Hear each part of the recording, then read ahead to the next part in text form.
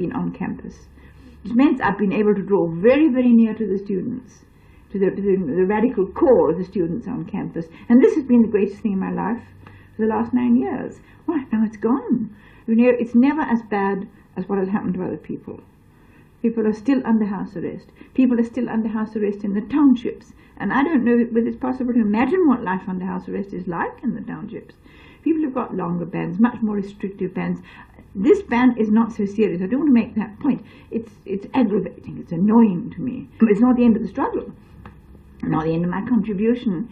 And I must go on fighting for the sake of our struggle and of those people who are so much worse off than I am, because the government's taken more severe action against them.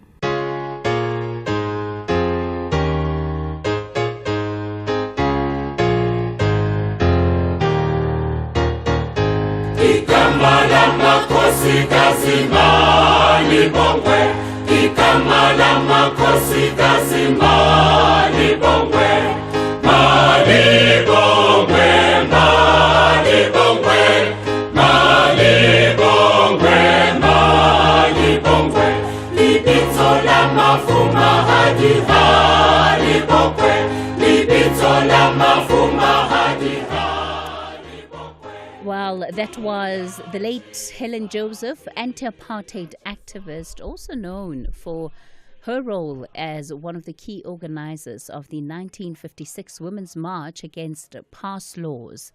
And she was also one of those that read out the clauses of the Freedom Charter at the Congress of the People in Kliptown in 1955.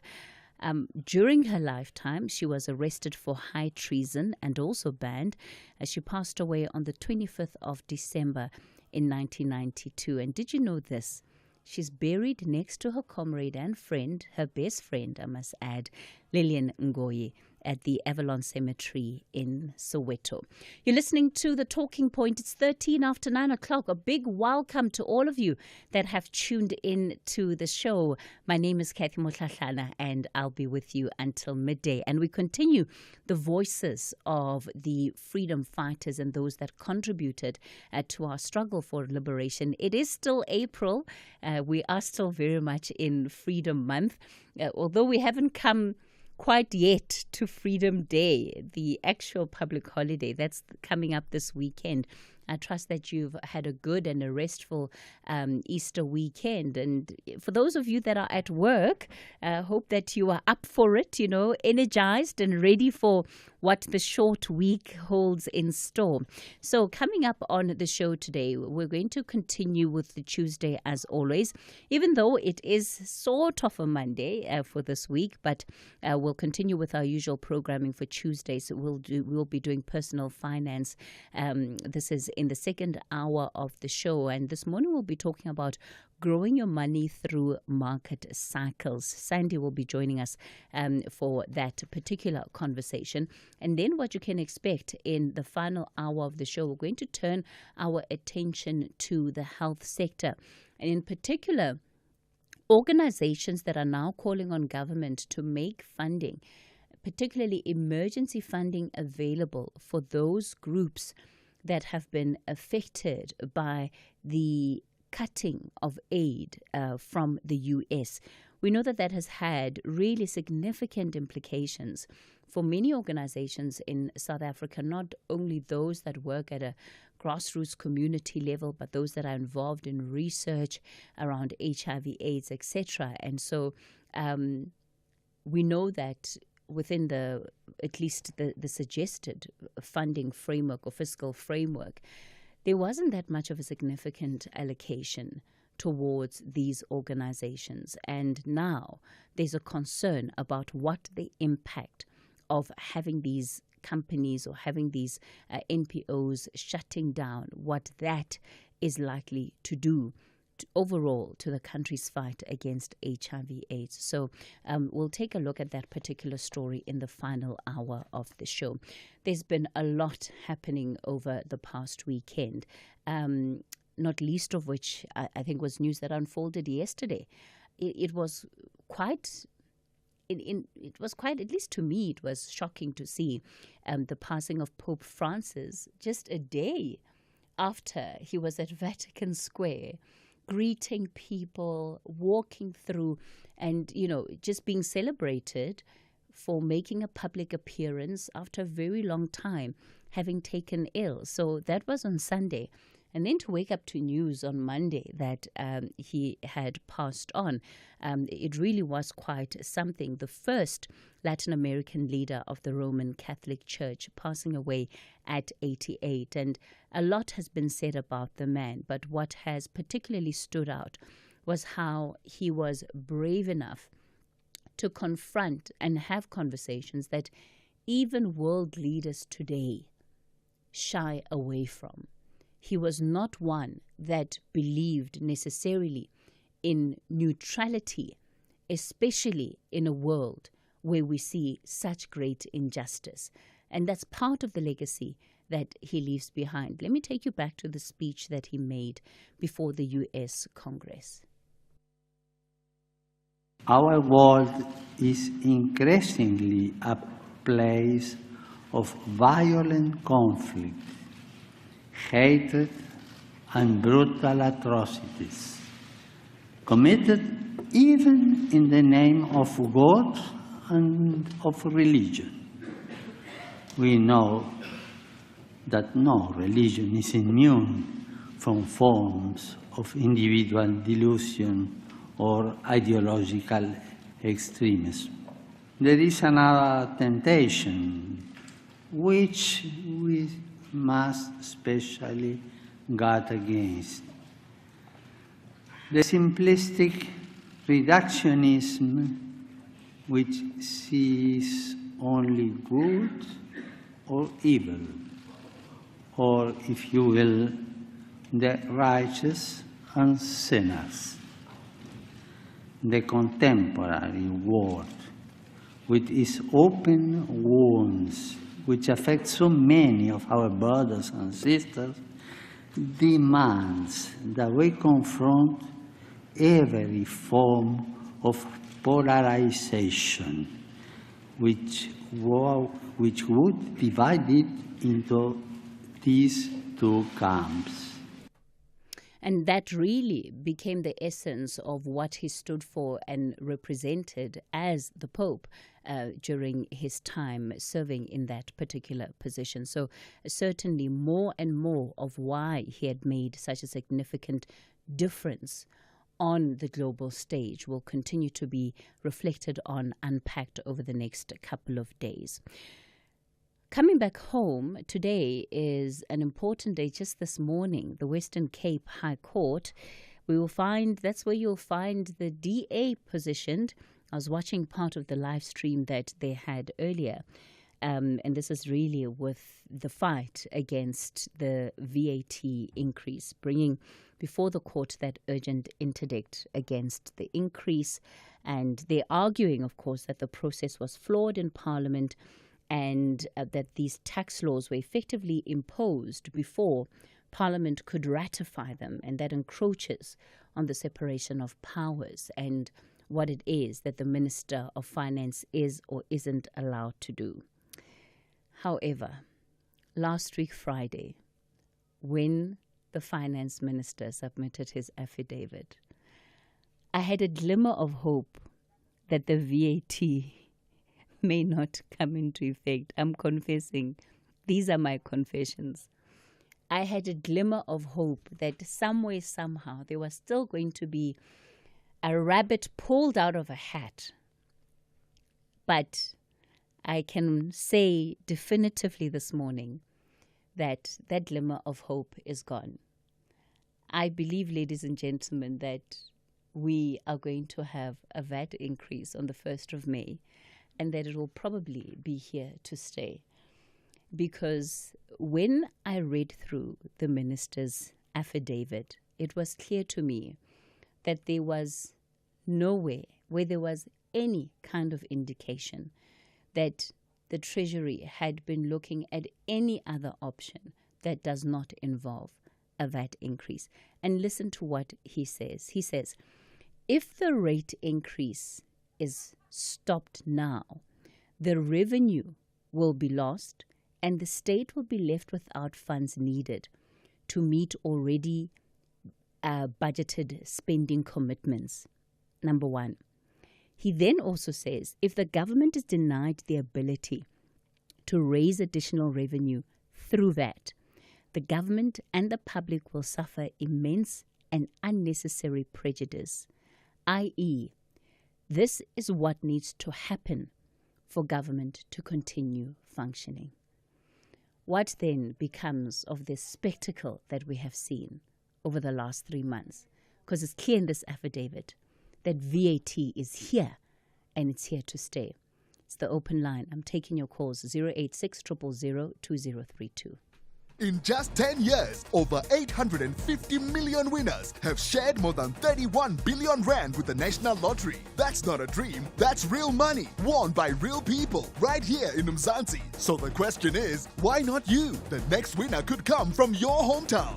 Buy your tickets now in store on nationallottery.co.za, the mobile app, cell phone banking, or simply dial *120 *7529# for USSD. Handa, Pusha, play. Players must be 18 years old or play responsibly. E2 is the proud operator of the National Lottery. The Seagulls believe their fighting spirit will match their style of football as they chase valuable points. Pedro in front of the Leicester fans against Hermanson, and he rolls it home. João Pedro gives Albion the lead. While the Hammers have a big task to prevail away from home. Clips it in there, and Bowen! And West Ham United have turned this game around. This is the Premier League. Catch the nail-biting action. Brighton and Hove Albion versus West Ham United FC on Saturday, 26 April at 3:30 p.m. live on S3. Also available at your fingertips on SABC Plus. Proudly brought to you by SABC Sport. For the love of the game.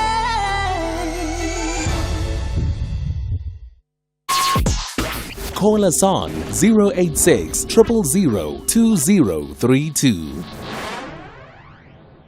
All right, let's get into the open line. I'm taking your calls on 086 000 2032. And that's the number to dial. On the WhatsApp voice note line, 0614 104 107. So, as I said, we'll watch out for the developments at the Western Cape High Court as that urgent interdict to prevent the VAT increase from taking place is heard this morning. It seems that now seems to be one of the key processes that could potentially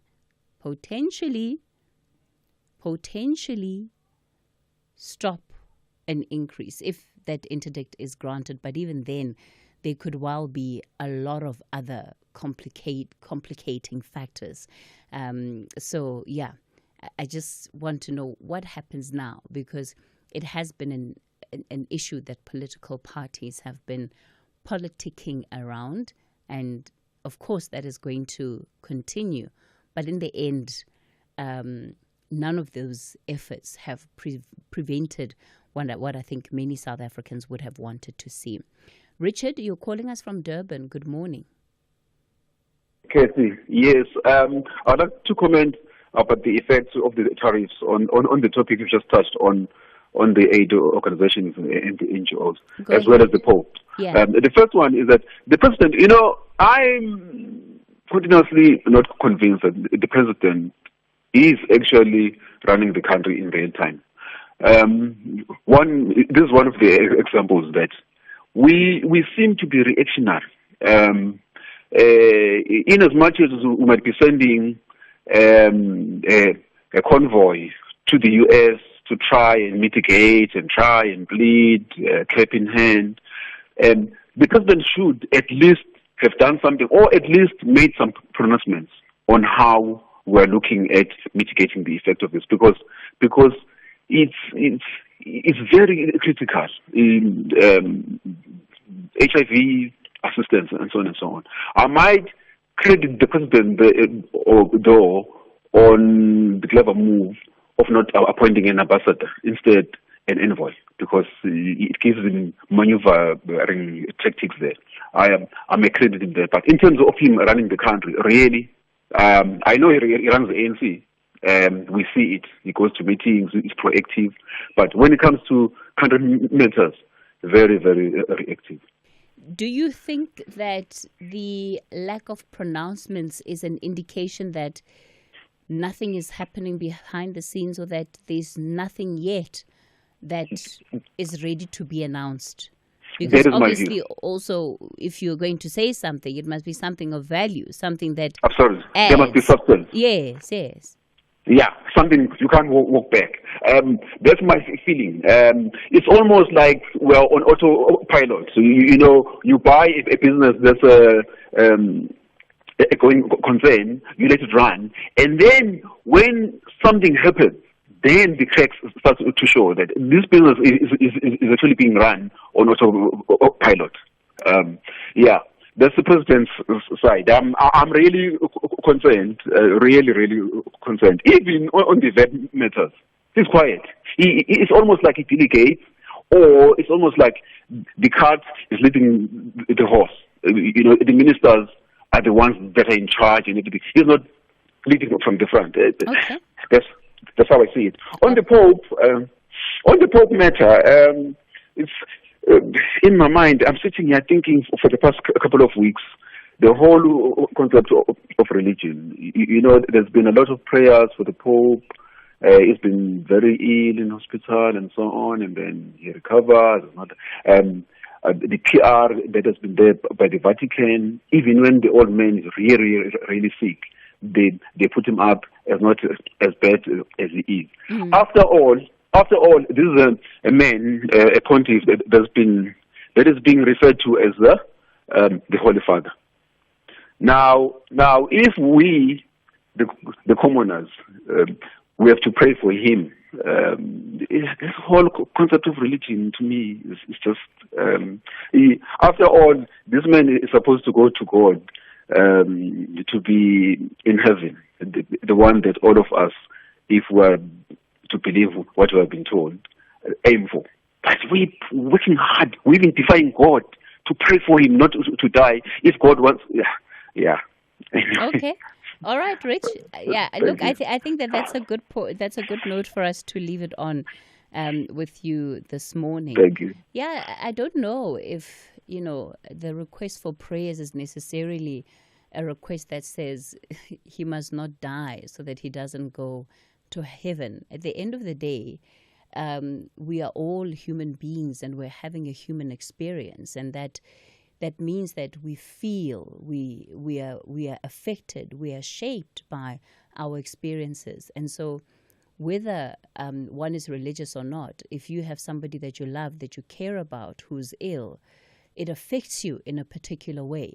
And so asking for support does not mean that you don't want this person to go to heaven. It just means that it's not an easy time. And being that he represents the church, then in times of distress, what do? We pray and we call on that higher power. We call on God to help us through whatever suffering that we might be going through. That would be my interpretation of what is at play. Let me see. Okay, we're edging towards 9:30. Let's do this. Let's take the latest. Let's take some of your WhatsApp voice notes. It'll lead us into 9:30, and then I'm back with more of your calls. Yanga, go for it. Cheche, go for it. Solomon, go for it. Ocean, poor Cathy. SAFM listeners, stop asking Cathy how she is. Just go for it. Hawu, hlala nodabeni useyadabukisa bandla umntaka Mahlahlana. Thank you guys, Tisimnguni eDurban. Morning, Sisiketi ANC government for the past 30 years, it wasted a lot of state resources through corruption. They know it. What was the reason for spending millions and millions for that fruitless state capture? Why can't they recover all those monies who were stolen by ANC members? Now they want to make a catch-up, try to squeeze the last juice in our bodies now. It's not fair. It's not fair. They must start reducing the member of parliaments there to save the money for themselves. Thank you, Cathy. On the news headlines on SAFM, I am Ondelambana, and a very good morning. The Democratic Alliance has denied Action SA's allegation that it's complicit in the initial 2 percentage point vet that led to the scrapping of Finance Minister Enoch Godongwana's original budget speech. The trial of 7-year-old Jocelyn Smith's disappearance is expected to continue today in the Western Cape High Court, sitting in Saldanha Bay. The child's mother and 2 co-accused face charges of kidnapping and trafficking. And steak, mashed potatoes and desserts for astronauts could soon be grown from individual cells in space if an experiment launched into orbit today is successful. A full update follows at the top of the hour. Let's have the conversation. WhatsApp voice notes on 0614 104 107. Morning, Kate. It's Sunday here. Government can get a revenue via tax through cigarette. There is plenty of illegal cigarette which does not get taxed. The problem is the government raises the price of cigarette and then people start looking for illicit cigarette. Same as alcohol. People are drinking something they call ingwe. You can ask somebody there at the street what is ingwe, they will tell you. Remember Mfula River because of the price, and then he's losing revenue. Come on, guys. South Africa, we must be serious. And another problem, the higher the price of alcohol, the less income for household. Thank you. Everyone knows about the issue of Mr. Bushiri. And leaders like Floyd Shivambo are the first ones who know exactly that issue and the details of it. So to me it looks like it's all about attention seeking, wanting to be on headlines because they knew South Africa will have something to say about that. Is exactly the same as their president in the MK party. Thank you, Tulas and Cham. Hi, SAFM. Just want to talk about the motorcade that has been shot at. Every week on your radio or 702 or in the newspaper, I hear of the blue light brigades brandishing weapons at people that don't want to get out of their way. They are really bad at dealing with the public. There's 2 sides to every story. I wonder what that motorcade done to upset somebody so badly that they would actually fire back at a blue light brigade. Did they fire a weapon? Did they point a weapon? What did they do to provoke somebody that bad that somebody's just lost their nuts? Anonymous from Johannesburg. Hashtag SAFM Talking Point. I guess, Anonymous, that's the answers. Those are the answers that the investigation will have to bring forth, right? Ultimately, it is still a presidential convoy. Deputy President's convoy was shot at, live ammunition. What could have led to that? That is what we need to try and get to the bottom of. And of course, in the realm of speculation, you can come up with anything as a possible example. What we hope for is the fact that there will be transparency around whatever answers that investigators are able to unearth. Matebe, you're in Middleburg. Good morning. Good morning, Sis Katie. You see, Matebe, there was a voice note that we played before we went to news. Yes. That said, stop asking me how I am, but clearly you were not listening, hey? No, mara na obotho ke mopedi. Angre in the Western life obotho wa bona. No, it's not about botho like they off. It's about time, Matebe. But let's go for it. Okay, Sis Katie. Yes, Sis Katie, I want to comment about the issue of Flesh Bombo and Bushiri. Yeah. Yes. You know, sometimes being over-educated breeds arrogance. Mm-hmm. So, yes, Floyd, as he knew that Bushiri is a wanted person in South Africa, but because of his over-educated, he said, no one's going to tell me anything. I'll do whatever that I want. Because it's so disappointing a member of parliament who they are drafting the laws of this country, but he failed to oversee, or you know what, whatever that I'm going to do might get me into trouble. But he proceeded to go and visit Bushiri. And you'll find the French most supporters extracting the pictures of Patrice Motsepe, Julius Malema, Banali Bushiri. Forgetting that at that time when Julius Malema or Patrice Motsepe were with Bushiri was not a wanted person. I don't know why they bring those pictures saying, why is this, all these people, they were not condemned being with Bushiri. They were not condemned because of Bushiri was not a wanted person before than now. You know, Matebe, I think that there's also something that we need to look at where Bushiri is concerned, and just the role and the influence that he has on our politics, right? I remember last year before the elections, when we were interviewing the political parties, we had Al Jamaa as one of the parties that we were profiling at the time. And the Al Jamaa leader confirmed that they had traveled to Malawi to meet with Bushiri. And he saw nothing wrong with that.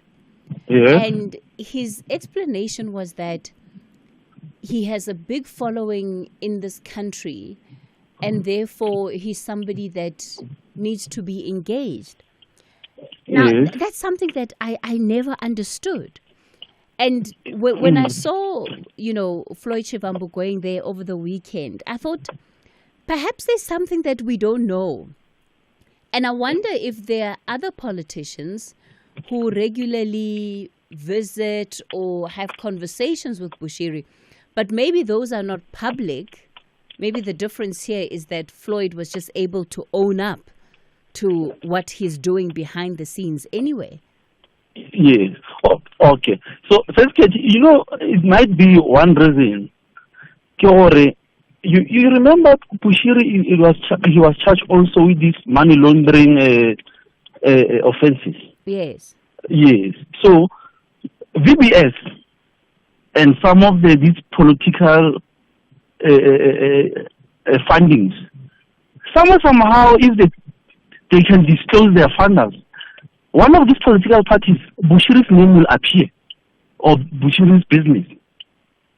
But because of they can't reveal the funders, we will not know why are they still obsessed with Bushiri in this kind of manner. Okay. All right. Yes. I hear you, Matebe. I don't know that might necessarily be the case. But there is something there that needs to be looked at, because I do think that he still remains quite a big player and is able to influence maybe not entire organizations, but certainly individuals that run organizations, that are leaders in organizations quite significantly. Yes. So thank you, Ms. Katie. And all this right. thing of all right. Let's leave it there. Let me go to Zola. Zola, you're in Bloom. Good morning. Morning, Katie. Yes, sir. Thanks for taking my call.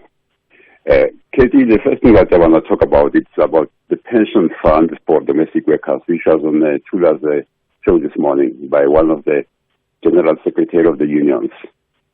I think it's a very good move, because we have seen people working for 20 years, and when they retire or they are being dismissed, they go home empty-handed. And some of the people who does that are the big supermarkets. Sounds like somebody worked for a certain supermarket for 20, 25 years. But when he or she retires, there's nothing that they take home. They have to queue for SASA, which is very painful. That's the first thing, Katie.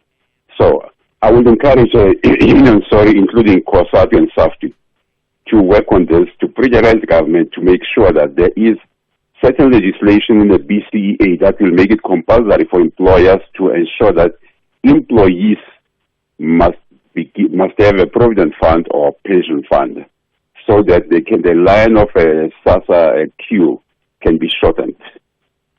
That's the first thing, Katie. The second thing, Katie, I don't know what will it take the government to have a labor court in the Free State.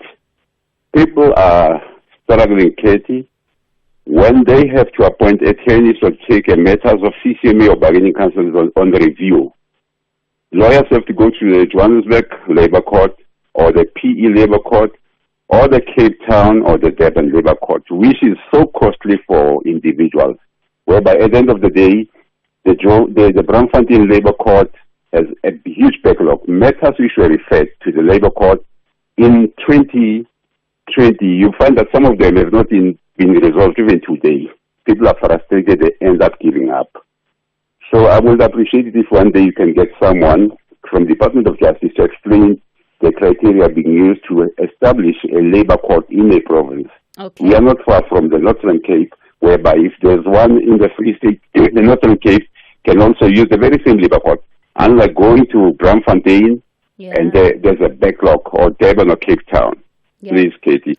Zola, it's a very good point that you're making around the challenges that people experience. And one of the difficulties is just also then it becomes how long it takes for these matters to be resolved, right? Because people are stuck in the labor court for years and years and years. That by the time that there's finality on the matter, the world has sort of moved on, or the world that they were operating in has moved on. That even if the court reinstates you back into your position, it's just things have moved on so far that often it's quite difficult for people to be reintegrated back into those jobs. So, and in some cases, Katie, yeah. Sorry to interrupt you. In some cases, find that when the labor court says must be reinstated retrospective, you find that the company does no longer exist. It is insolvent. Yes. Exactly. No, yeah. So I agree with you. There are lots of different issues that brings up. Maria, you are out in Springbok. Good morning. Good morning, Cathy. Good morning, listeners of Radio SAFM. Katie, I want to have a take on this VAT issue. Why can't the government cut down on the salaries of public office holders? Why is it so complicated or so difficult? I mean, they earn excessive money. That money can be used somewhere else. Because the communities are already suffering, they cannot afford another VAT hike. That is my take on this. Maria, the argument they make is that the savings won't be enough. I'm sure, Kathy. I mean, if you take the amount of public offices that we have, take a simple councillor is earning plus minus 30,000 a month. Doing what? They must take it from a councillor up, and they must even size down on parliament. We don't need this big parliament. Even we don't really need a provincial legislation. They can do away with that. That's my opinion. Thank you, Katie. And so we will be able to save. Okay, Maria April, thanks for that contribution. Yes, Maria's right. There are lots of things that can be done, including doing away with the provincial governments. There was that conversation about, the restructuring of government as a whole, right? Wasn't there an idea once that we must get rid of provinces? And then what happened? Was it too much of a political hot potato? Too many people would be upset. Too many politicians would be upset. So it's sort of very quickly left it alone.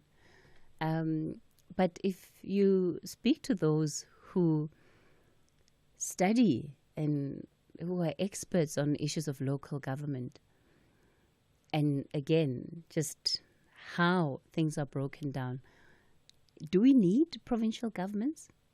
Do we really, really need them? We also have now the district development model. So there are all of these levels and spheres. The low-hanging fruit would be to get rid of your provincial governments. But it's a political hot potato. Clarence, You're calling from Mapale. Good morning. Good morning, House Casey. I'm a first-time caller. Welcome to the show. Thanks very much, House Casey. House Casey, for the first time, I want to support the DA 100%.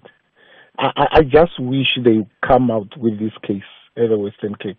In our government where there are a lot of wastage on expenditure through corruption and everything, it's not on for them to come back and hurt us, ordinary citizens.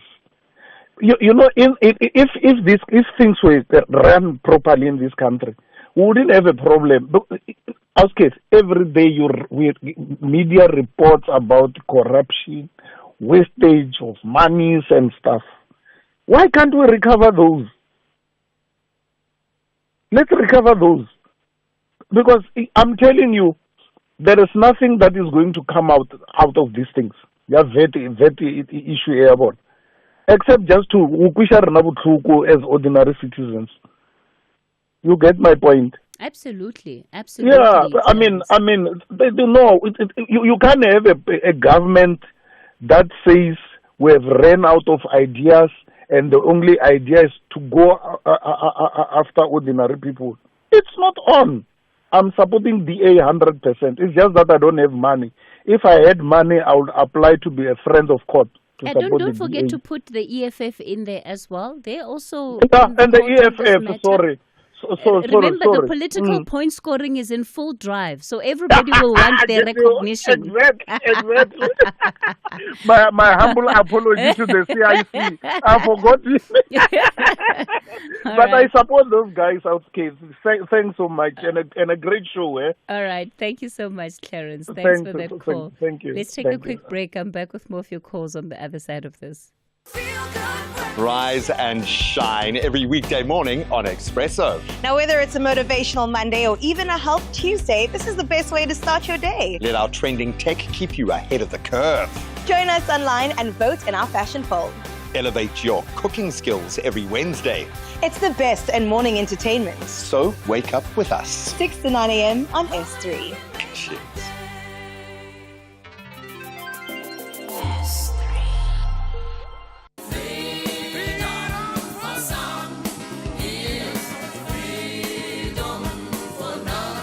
April is Freedom Month, a month to reflect, celebrate, and move forward.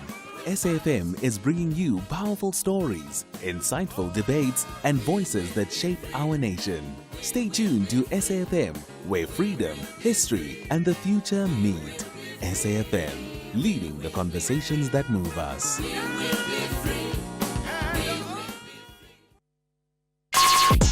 Call us on 086 000 2032. We continue the conversation on the talking point. It is the open line, your national roundtable. I'm taking your calls on 086 000 2032, on the WhatsApp voice note line 0614 104 107. Dennis, you're calling us from Rustenburg. Good morning. How are you, Cathy?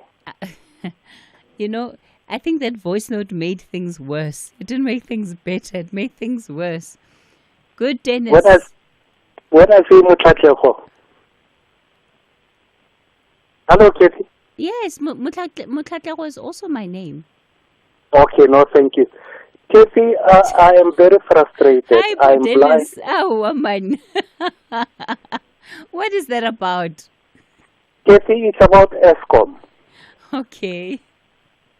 Cathy, I reported a fault on the 16th of November last year. Okay? And they kept on sending me SMSs that they are busy in my area. They are aware of my fault, but they are busy in my area. They will come as soon as they can. It went on, Cathy, and then on December the 11th, I hired a car to go to the nearest offices of ESCOM. I was never let in. He told us we got to phone, and we've been phoning, nothing happens. Okay, December went. And then in January, I started making a follow-up. The first thing they told me was that they sent me an SMS and said, my electricity has been installed according to the field workers. If not, I should log a complaint again, which I did. They gave me another ref number. Still, they did not come. And then I did a follow-up. They sent an SMS again saying my electricity should be restored according to the records and according to the field workers. And nobody had been at my place at all. It went on. And then on February the 20th, somebody came here, a technician from Telkom. He opened the box. I don't know what he did because I cannot see. Okay, opened the box and whatever. And then he told me that the box needed to be replaced. So he'll come back on the 24th of February. 24th February came and went. He never came. And then on the 4th of March, I phoned again because I had been doing follow-ups all the time. I've lost count of the reference numbers that they have been giving me. And Because Dennis, tell yes. me, are you the only one experiencing this problem? In this area, I think so, because ESCOM cars are seen passing around, passing around and helping people. What worries me is that they send me an SMS to say my electricity has been installed according to the field workers, and nobody has been here. Okay, on the 4th of March, I phoned again, and then they came on the 6th. Somebody else, some other technician came on the 6th. And then he also opened the box, looked at it, and said he will replace the box. Telkom has never been here, and they continue to send me messages that my electricity has been restored.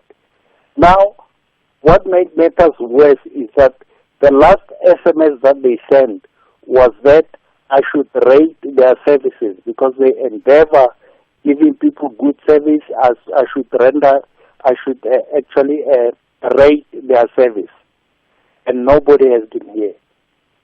Well, Now, I hope you gave them a 0. Give them a 0, but now I cannot phone them. I cannot get hold of them on the phone anymore. Okay. Yes. Okay, Dennis, I need help. this sounds like quite a personalized issue that we might just have to assist you with in terms of following up with ESCOM. November is really about 6 months ago, so there has to be a reason why, despite the fact that there have been some technicians coming on site, the problem that you're dealing with has not been resolved. And I can only imagine how upset it made you seeing a message that says rate our service. Please, we like to know of the job that we have done when in fact you are still waiting for that service. Anonymous, you're out in Cape Town. Good morning. Good morning, SFM. Good morning, South Africa. Sister, I do not know if I'll be fair if I'll ask you this question. Maybe you'll perhaps advise me.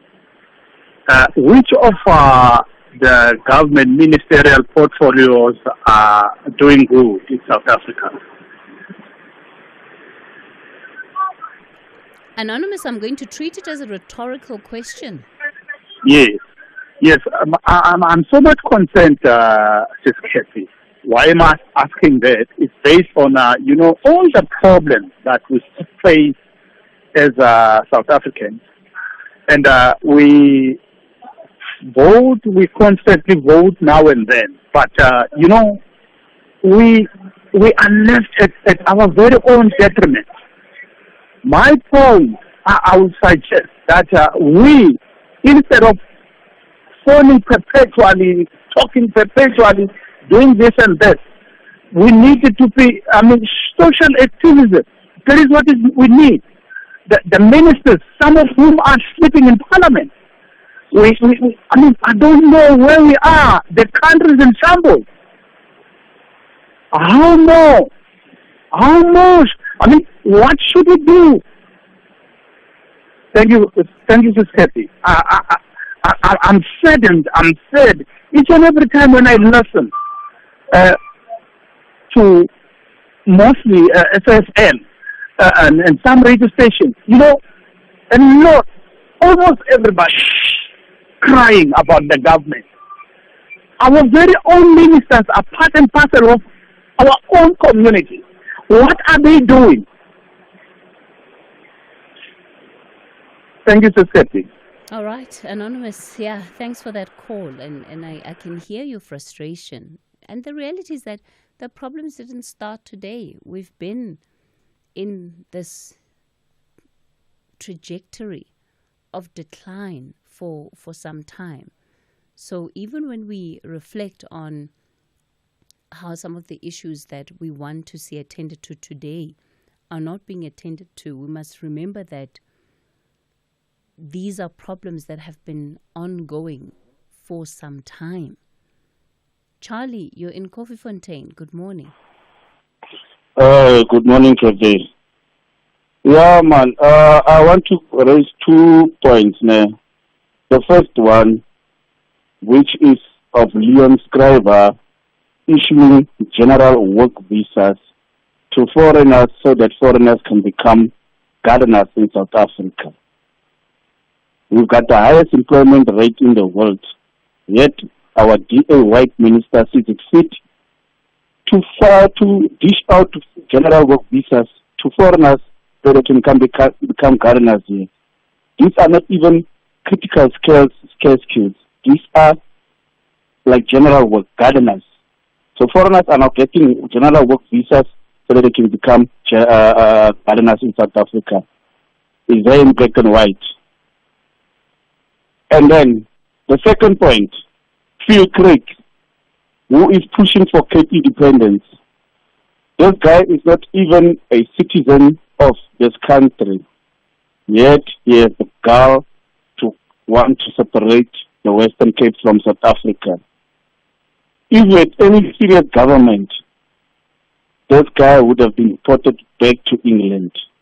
Because no, we cannot have a foreigner in our country who's not even a citizen of this country, calling for succession of part of our land. That is why I'm saying the ANC has seriously failed us, Cathy. The ANC has failed us, seriously. All right, Charlie, I hear you loud and clear. Yeah, on the issue of the work visas, we know that there have been some changes that were announced last year already, some reforms to the visa regime and the work visa.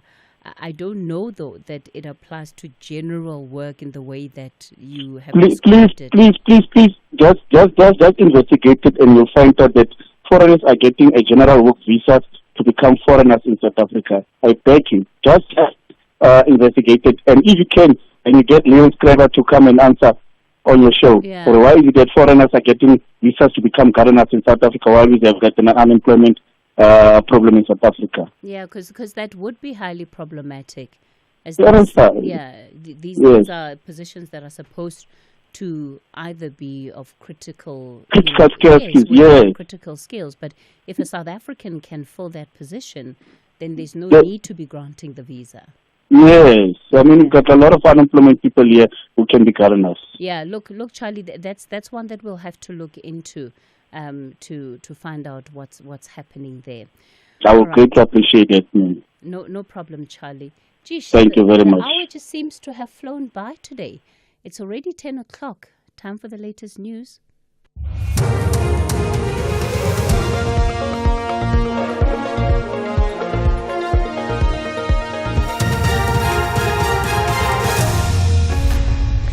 Thank you, Cathy. Top stories at 10. DA reacts to Action SA's allegation on VAT matter and the public advice to vaccine for flu. For SAFM News, I am Ondelambana and a very good morning.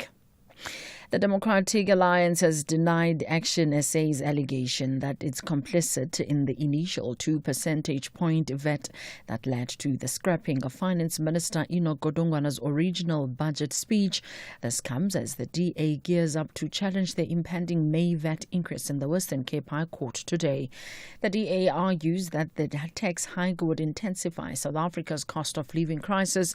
DA Federal Chairperson is Dr. Ivan Meyer. The Deputy Minister, as a Sarapan, is a trustworthy person, a reliable person, an honest and an ethical person. There were a number of meetings where he was present together with the National Minister. We have flatly, from the beginning, opposed the VAT increase, and he said so in those meetings. He is on record that he opposed it, so there's no way that Action SA can claim that the Deputy Minister of Finance knew or supported a VAT increase. It is absolutely not true. Meanwhile, the ANC in Parliament says the delay to table the 2025 budget and adopt the fiscal framework and revenue proposals are the highlights of the first term of the House this year. The DA's future in the government of national unity hangs in the balance after it voted against Godongwana's 2025 budget. The adoption of the budget framework secured the country's fiscal stability for the time being. However, the political implications of the budget impasse are far-reaching. Mdumiseni Nduli is the ANC's chief whip in Parliament. But in essence, the substance of this budget is presenting an opportunity for our country to walk away from austerity budget and rather increase expenditure, which, as we all know, is the cornerstone for economic growth. As the ANC in Parliament, we are very optimistic and will undoubtedly hold government accountable to ensure that practical measures are taken. Health experts have warned that the flu vaccine can cause serious illness for those at risk, including the elderly, pregnant women and children. They have advised the public to get vaccinated as the country's flu season gets underway. The World Health Organization and National Institute for Communicable Diseases recognize vaccination as the most effective way to prevent the flu. Dr. Michael De Villiers has cautioned against the use of antibiotics for the treatment of flu. The flu is a virus which is very smart. It's able to evolve very quickly, and how it survives is that it learns how to evade our immune system, otherwise it won't spread. So once a certain population has been exposed to a flu, we build up a kind of herd immunity, and then with vaccines or with our own immune systems, and then mutations happen, so there's basically, it learns to overcome all the protection that we've already learned. So scientists develop flu vaccines all the time and try and target the most serious, the most devastating flu strains, let's say, to try and mitigate the side effects and the progression to serious illness. The trial within a trial in 7-year-old Jocelyn Smith's disappearance case expected to continue today in the Western Cape High Court sitting in Saldanha Bay. The child's mother and 2 co-accused face charges of kidnapping and trafficking. Last week, Judge Nathan Erasmus ruled that statements of the accused Jacquina Paulus and Steveno van Rijn were admissible as evidence. The accused had claimed that police had coerced them. Jocelyn disappeared from her home in the Middle Post informal settlement in February last year and has not yet been found. And steak, mashed potatoes and desserts for astronauts could soon be grown from individual cells in space if an experiment launched into orbit today is successful. A European Space Agency project is assessing the viability of producing so-called lab-grown food in low gravity. The BBC's Palab Ghosh has the details. The researchers are doing this experiment because it costs so much to send food for astronauts to the International Space Station, up to £20,000 per person per day. NASA, other space agencies and private sector firms plan to have a long-term presence on the Moon, in orbiting space stations and maybe one day on Mars. And they need a cheaper alternative to sending all their food up by rocket. Recapping the top story, the Democratic Alliance has denied Action SA's allegation that it's complicit in the initial 2 percentage point vet that led to the scrapping of Finance Minister Enoch Godongwana's original budget speech. I'm Ondela Mbana for SFM News Headlines at 10:30. Here, there, and everywhere. SAFM 104.4 FM in Durban.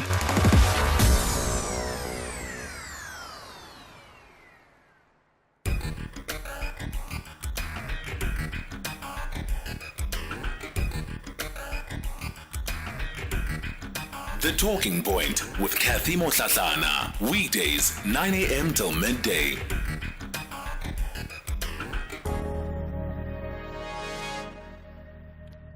You're listening to The Talking Point. It's 6 after 10 o'clock. Welcome to the second hour of the show.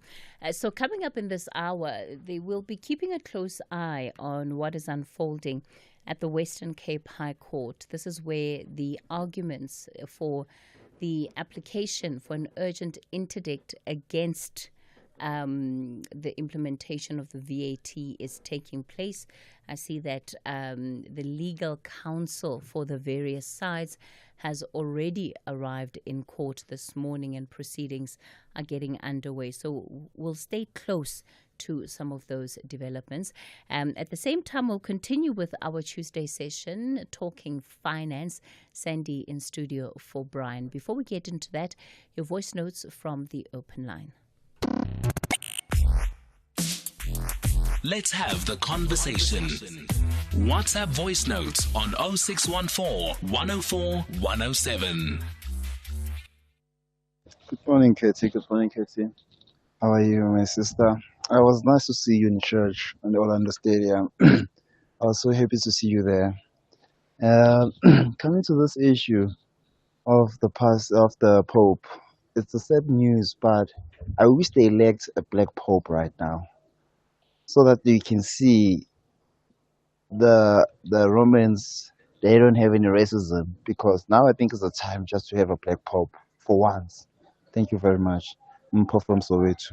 Bye. Good morning, SAFM listeners, Sis Cathy. Sis Cathy, the people who shot at Deputy President's convoy, they know very well that the convoy is, his cars are bulletproof. You know, they know very well. So there was no harm, I believe there was no harm intended. This is just one of those political, I don't know what, to keep people relevant. Why would they want to kill Paul Mashatile, you know? They're just trying to create a story to say that people want to kill him because he's going to be the president. It's anonymous in Valco.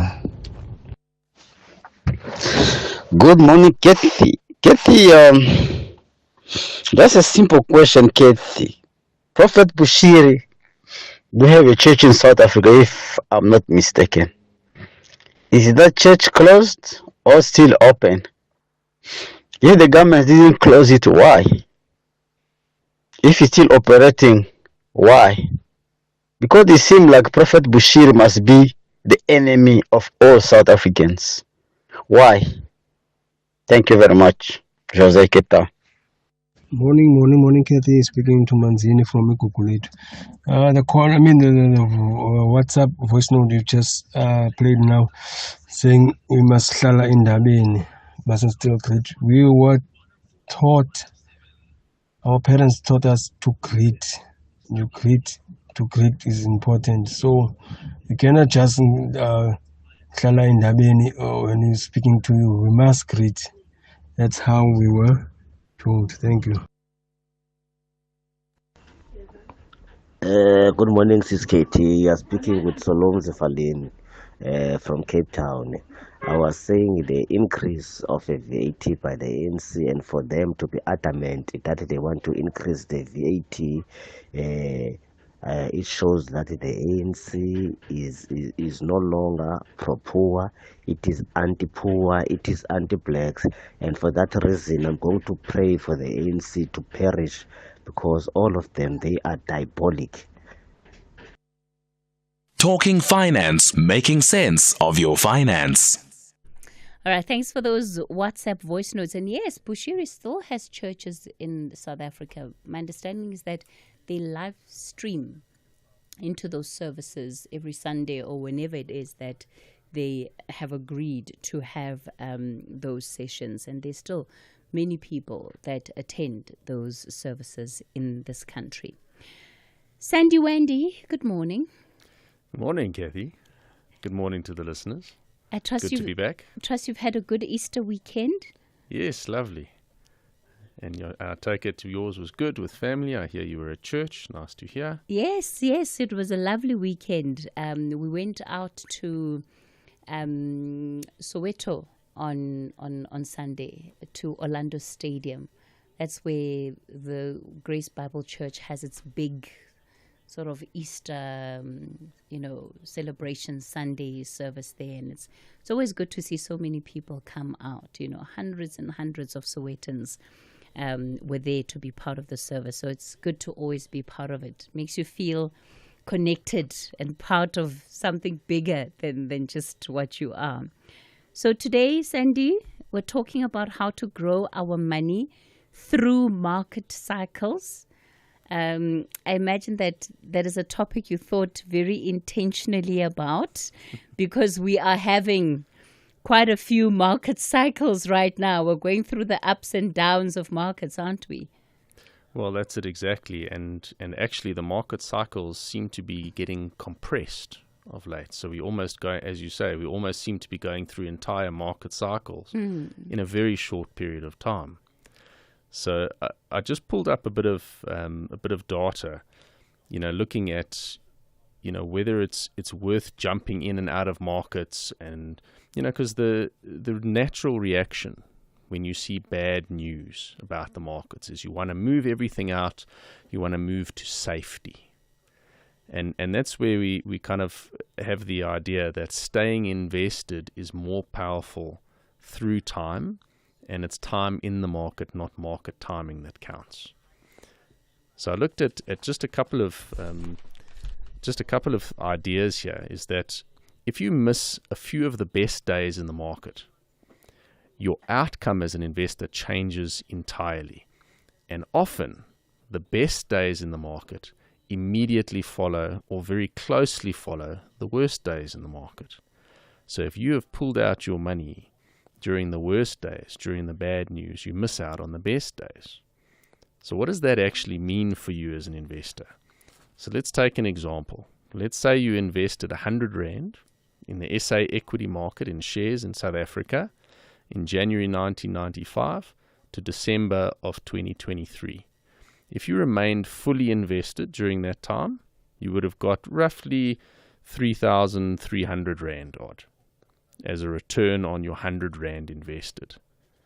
If you missed just the 10 best days in the market, you would have had almost half that, 1,700 Rand. If you missed the 20 best days in the market, you would have had only 1,000 Rand against 3,300 Rand. That's a third. That's almost a third. And if you missed the 30 days, it becomes absurd. You would have had 700 Rand versus your 3,300 Rand return of being fully invested. And that's a very, very powerful idea. Is staying invested through these cycles is actually better than trying to jump in and jump out and time the market. If we talk about the markets being bad and there being bad news, talk us through what some of the bad news has been recently. And what is making people as jittery as they are? So markets, the one thing markets very much do not like is uncertainty. We don't know what's going to happen next. There's been a lot of political noise. There's been, Trump has been in the news. President Donald Trump of the USA has been in the news every day, probably for the last 30, 40 days. For one reason or another, moving markets in different directions, because he's been making very profound pronouncements about what he's going to do and about tariffs he's going to impose, and the market has been trying to work out what all of this is going to mean. If suddenly we're hitting countries with 30-40% tariffs, what does that mean for trade? What does that mean for that country's currency? What does that mean for the US? And the US makes up quite a big part of the global economy at the moment. And the US dollar is still the reserve currency of the world. So when the president of the US makes very serious pronouncements changing the open trade, that has been the case for many decades, it makes people worried. It makes markets worried. It makes business owners worried.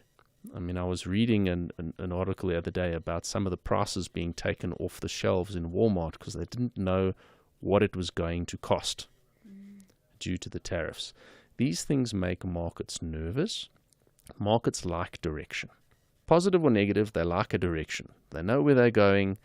You know what's happening, and you can make decisions accordingly. If you don't know what's going to happen next, it naturally makes us nervous as people, and markets feel that, and you would see these big ups and downs. I mean, we saw one of the biggest market drops after the announcement of tariffs, and a few days later we saw it swinging back again. These are the big market shifts that have been happening just based on news flow. And news flow can be very emotive. They talk about blood in the streets. They talk about markets dropping massively, steep fall-offs, bottomless pits. And when you look at the numbers, we're talking 3%, 7%, 9% moves in a market. These are big moves, make no mistake, but they are not uncommon, and it is not the end of the world. These are actually part of your normal market cycles. And that's why I thought today was worthwhile just understanding a little bit what these market cycles are and how we should be engaging them as investors. So when then we are seeing these cycles, what are the kind of conversations that somebody like yourself, who's also a financial advisor, finds themselves having to deal with in as far as concerns from people who have investments, different portfolios? What do you find that people are most concerned about? So as I say, the news can be very emotive, and we are by nature very emotional people. We're driven a lot by emotion. And actually, I can't say I came up with it, but I came across the formula that I find very powerful to do with money. And it goes like this. Money equals emotion. Very simple, very true. When we're talking about our money, it's personal, it's visceral, it's real, and it impacts every area of our lives. And I'm very, very passionate about helping people make the best decisions they possibly can with their money. And trying to zoom out a little bit from all of the emotion and all of the worry is worth understanding. So if you had to just understand what a market cycle is, firstly. So we might be in a negative market cycle at the moment, which means markets are going down. We might be. What are the different phases of a market cycle? You get expansion, and if you think about this as a country or as an economy, it would make sense. Expansion, the country's growing, jobs are being created, money is being created, commerce is flowing, things are looking good. This continues for a period of time, and you reach a natural peak. That's the top of the mountain. Things don't go in one direction forever. Things don't go brilliantly forever. Inevitably, there's something that will cause that forward momentum to stall or to stop entirely. And then you get into the contraction phase. That's when things are pulling in. We're seeing that a little bit now with various countries around the world, with this trade war being spoken about. This could be the contraction of a global economy. You get the trough, which is the opposite of the peak. That's the bottom of the market cycle. And that's when things look absolutely abysmal. Everybody's depressed. Things are going to go badly forever. It's the end of the world. And then you get the recovery. And this cycle repeats over and over again throughout history. You know, these cycles are not uncommon. They're not unknown. But if you're in the middle of it, you don't know exactly where you are. Right? And that's where it becomes very important to have a clear, personalized plan. You know, you've got to zoom out from all of the noise, because at the end of the day, your personal economy is what matters. We're going to continue talking finance with Sandy van der Zanden here in studio. Let's take a quick break. In just 10 years, over 850 million winners have shared more than 31 billion rand with the National Lottery. That's not a dream, that's real money, won by real people, right here in Mzansi. So the question is, why not you? The next winner could come from your hometown. Buy your tickets now in store on nationallottery.co.za, the mobile app, cell phone banking, or simply dial *120 *7529# for USSD. Panda, Pusha, play. Players must be 18 years old or play responsibly. E2 is the proud operator of the National Lottery.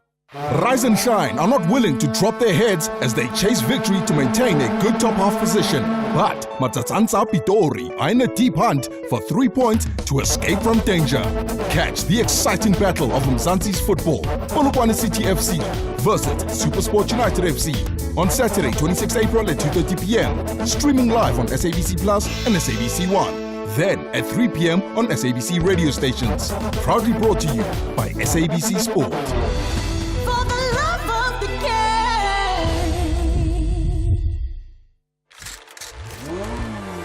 The wait is over. I've been hustling, grinding, and now it's time for the glow up you've been waiting for. Unapologetically, made the bay.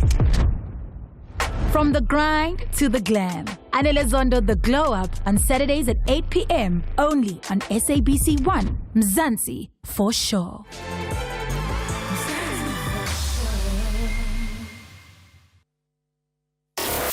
Hashtag SAFM Talking Point. All right, we continue the conversation talking personal finance with Sandy van der Zanden in for Brian Hirsch. We're talking about growing your money through market cycles, as Sandy has already begun to explain. We're going to stay with this theme as we focus on personal finance. However, just for the moment, we're going to take you to the Western Cape High Court and just hear part of the arguments that are unfolding in that court around the VAT increase and the arguments that the DA, the EFF are making before that court to say that there must be an urgent interdict granted against any VAT increase. Hashtag SAFM Talking Point. As the court is aware that the rate is set in Section 7.1. There are other tax statutes where the rate is not set in legislation. It's set in schedules or it's set in regulations. That is set in the Act itself. So how does Section 7.4 operate? The first point, which is one that Justice Savage made, is that it can only be done at the budget announcement.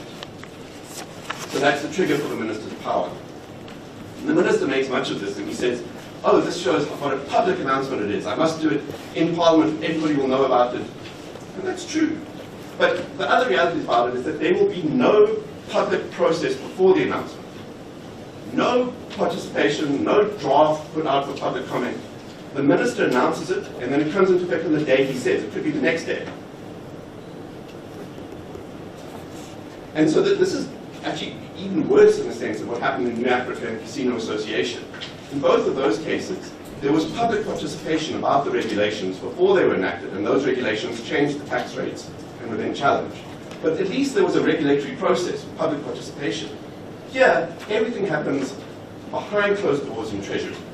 And then his announcement comes into effect whenever the minister says so. So the second point I want to make is that what Section 7.1 says is that the VAT rate specified in this section is to be altered. So that's a reference back to Section 7.1. So it says in express terms that what is being altered is 7.1. That's what Section 7.4 says. The minister is given the power to alter the VAT rate in Section 7.1. Does that amount to an amendment of Section 7.1 in the sense that the minister says this is a temporary power that is exercised and pending the enactment of legislation by Parliament? If legislation is not introduced, then it automatically lapses. That's what the minister says, and then we revert back to what is actually in 7.1. So I must accept, maybe, that it's temporary, and I'm going to get to just now exactly when the period will lapse. But so I accept that it is temporary. But the minister, in the next announcement, could make the same alteration that would be in effect for another 12 months and another 12 months. So he'd have to keep doing it every 12 months. But I accept it's temporary. I submit it is an amendment because it may be a temporary amendment, but it's still an amendment. Because, and I'll explain now why, the only way to undo it is to amend, for Parliament itself to amend Section 7.1. But whether it's an amendment or not is not central to the DA's case. Because we say, well, the problem here is that it's a power to impose a tax. And whether that's done through an amendment to the statute or through schedules or regulations, the Constitution prohibits it either way. It's worse because it's an amendment to the statute itself. But I don't have to win that fight to win the challenge to Section 7.4 about is it technically an amendment or not. So that's my answer there. If we then look at the question you're asking about when will it lapse? So what the text says is, subject to Parliament passing legislation giving effect to that, so it's in effect for 12 months, subject to Parliament passing legislation giving effect to that announcement within that period of 12 months. So it seems to me that there's various possibilities that can happen in those 12 months. So the one possibility is that Parliament passes legislation that gives effect to the Minister's announcement. So it passes the legislation giving effect to the 0.5% increase. Then the announcement will lapse because it will be replaced by the amendment to Section 7.1. The other possibility is that Parliament passes legislation with a different increase, a 0.1% increase or 0.25% increase. Then it will also, the announcement will lapse on the date that law comes into force, because it will be replaced by the new change. But there's two other possibilities. If Parliament does nothing, so if it doesn't within the 12 months vote at all on an amendment to the VAT Act, then it's in force for the full 12 months. I think that's very clear from the text of the statute. I think the more difficult question is what happens if Parliament, the Minister puts up a money bill before Parliament proposing the VAT increase, and Parliament does not adopt it. So it either doesn't adopt the Act at all, or it removes the amendment to Section 7.1, and then adopts an Act without any VAT increase, but with other changes to the VAT Act. What does that mean? And I think it's very uncertain whether what the case is then is whether it would continue for 12 months, or if it would lapse on the date that Parliament implicitly rejected the increase. But isn't the latter more sound? I think the latter is more principally sound, but it's not consistent with the text, is the problem. Because what it says is that subject to Parliament passing legislation, giving effect. So, but I don't think this again is vital to my case, because whether it's in place for 4 months or 8 months or 12 months, it's still unconstitutional. But that's our view on how Section 7.4 operates. But I think what's important about this analysis of Section 7.4 is the only way for Parliament to really stop the announcement is for it to amend Section 7.1 itself, either to adopt the Minister's rate or some new rate, or to, I suppose they could amend Section 7.1 and impose the same rate again. That would stop it. But they have to amend it to get there. So maybe that's how Section 7.4 operates. I now want to get to what's really the core of this part of our case, which is that Parliament cannot delegate its taxing power. And we submit that this is a fundamental and absolute principle if one looks at the cases. And I want to take the court through these cases, because what they say is that there's certain powers in the Constitution that are expressly signed to certain bodies. And when the Constitution does that, those powers cannot be delegated. So the Justice Alliance of South Africa case is an example. The power to determine the Chief Justice's term is given only to Parliament. It cannot delegate that power to the President. Taxing is the same. So if the court can go to that bundle, and we'll start with Fetscher, which is really the source of this. So the issue in Fetscher was really about whether a decision by municipalities to impose rates as part of its budget was administrative action or legislative action. Where will we find Fetscher in this bundle? The part I would take you to is at page 94, which is paragraph 45. Very short. And this is where the court says, it seems plain that when a legislature, whether national, provincial, or local, exercises the power to raise taxes or rates, or determines appropriations to be made out of public funds, it is exercising a power that under our Constitution is a power peculiar to elected legislative bodies.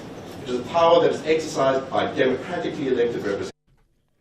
All right, so still very much laying the foundation for this case that is before the Western Cape High Court, and it's a bid against the VAT increase. It's time for your latest 10:30 news headlines.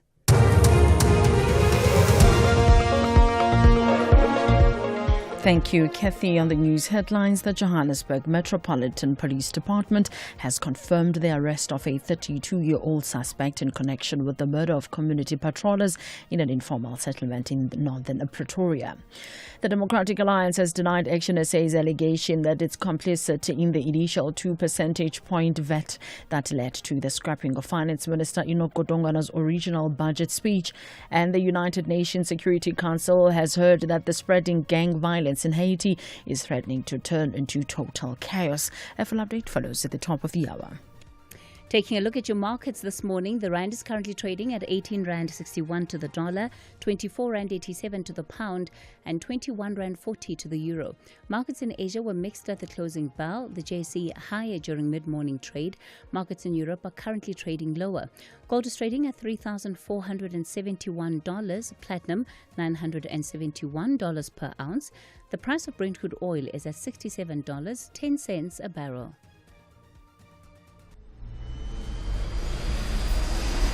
Switch to stream with SABC Plus. No subscription fees. Stream anywhere, anytime.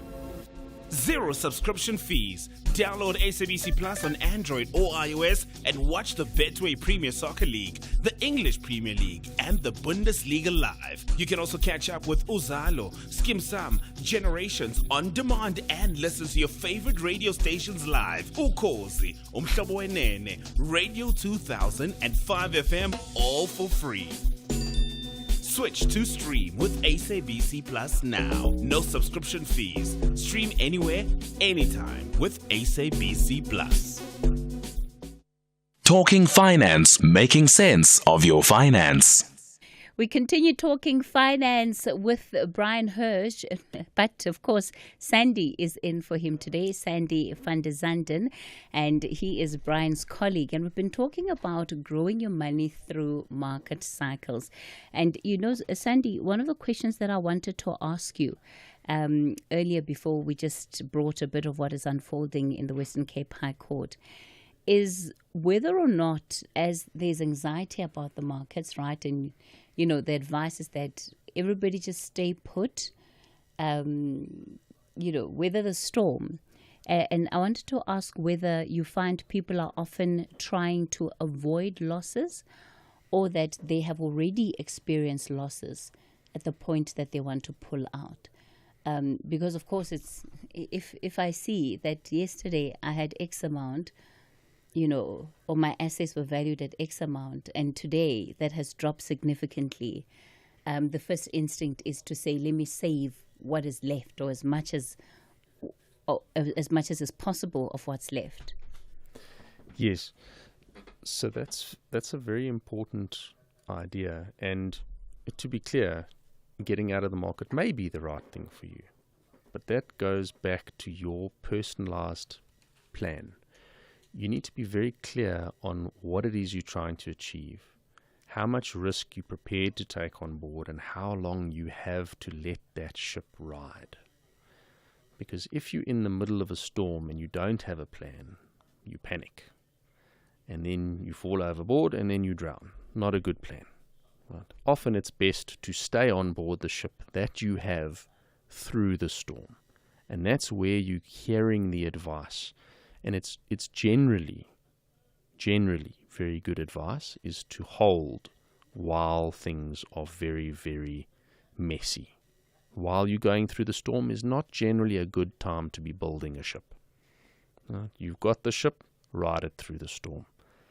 But make sure you're heading in the right direction. The ship may need to be improved. Maybe now is not the right time to improve it. Maybe it is. But this is where you need a bit of professional guidance. And a professional advisor, registered, accredited provider can provide you the guidance that you need through these types of events.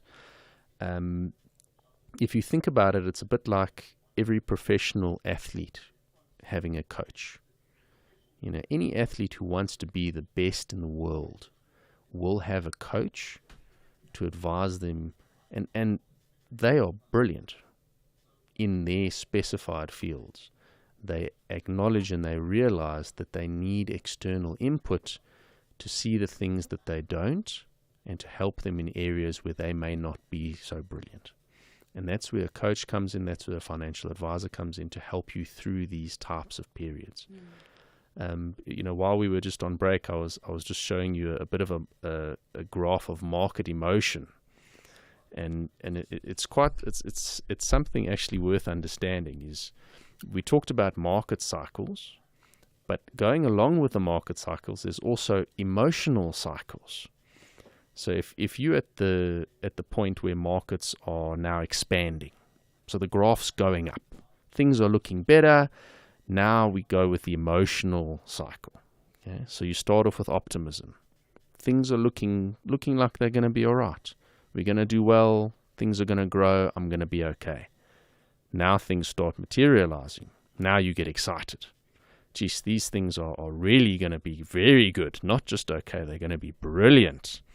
You get the thrill. I feel really great about this investment. Now we reach the peak of the market cycle and the peak of your emotional cycle. You are absolutely euphoric. Things could not go wrong. It's everything I do turns to gold. And gold is doing very nicely right now. Gold, I'm golden. Can't do anything wrong. You're absolutely euphoric. And this is the point of maximum financial risk, because you can make very bad emotional decisions based on what you perceive as your brilliance on the upward swing of the market. Now things start looking a little bit murky, so we feel anxious. We get into denial. It's a temporary setback. I'm a long-term investor. It's going to be fine. Things will be okay. I'm in complete denial. Things are going to turn around. Then we get the real fear. You know, this is looking like it's not turning around. Maybe I can't just deny this is really happening. Now we get desperate. What's going to change? How's this going to be okay? Then we get panic. And as we pass through panic, we capitulate. We give up.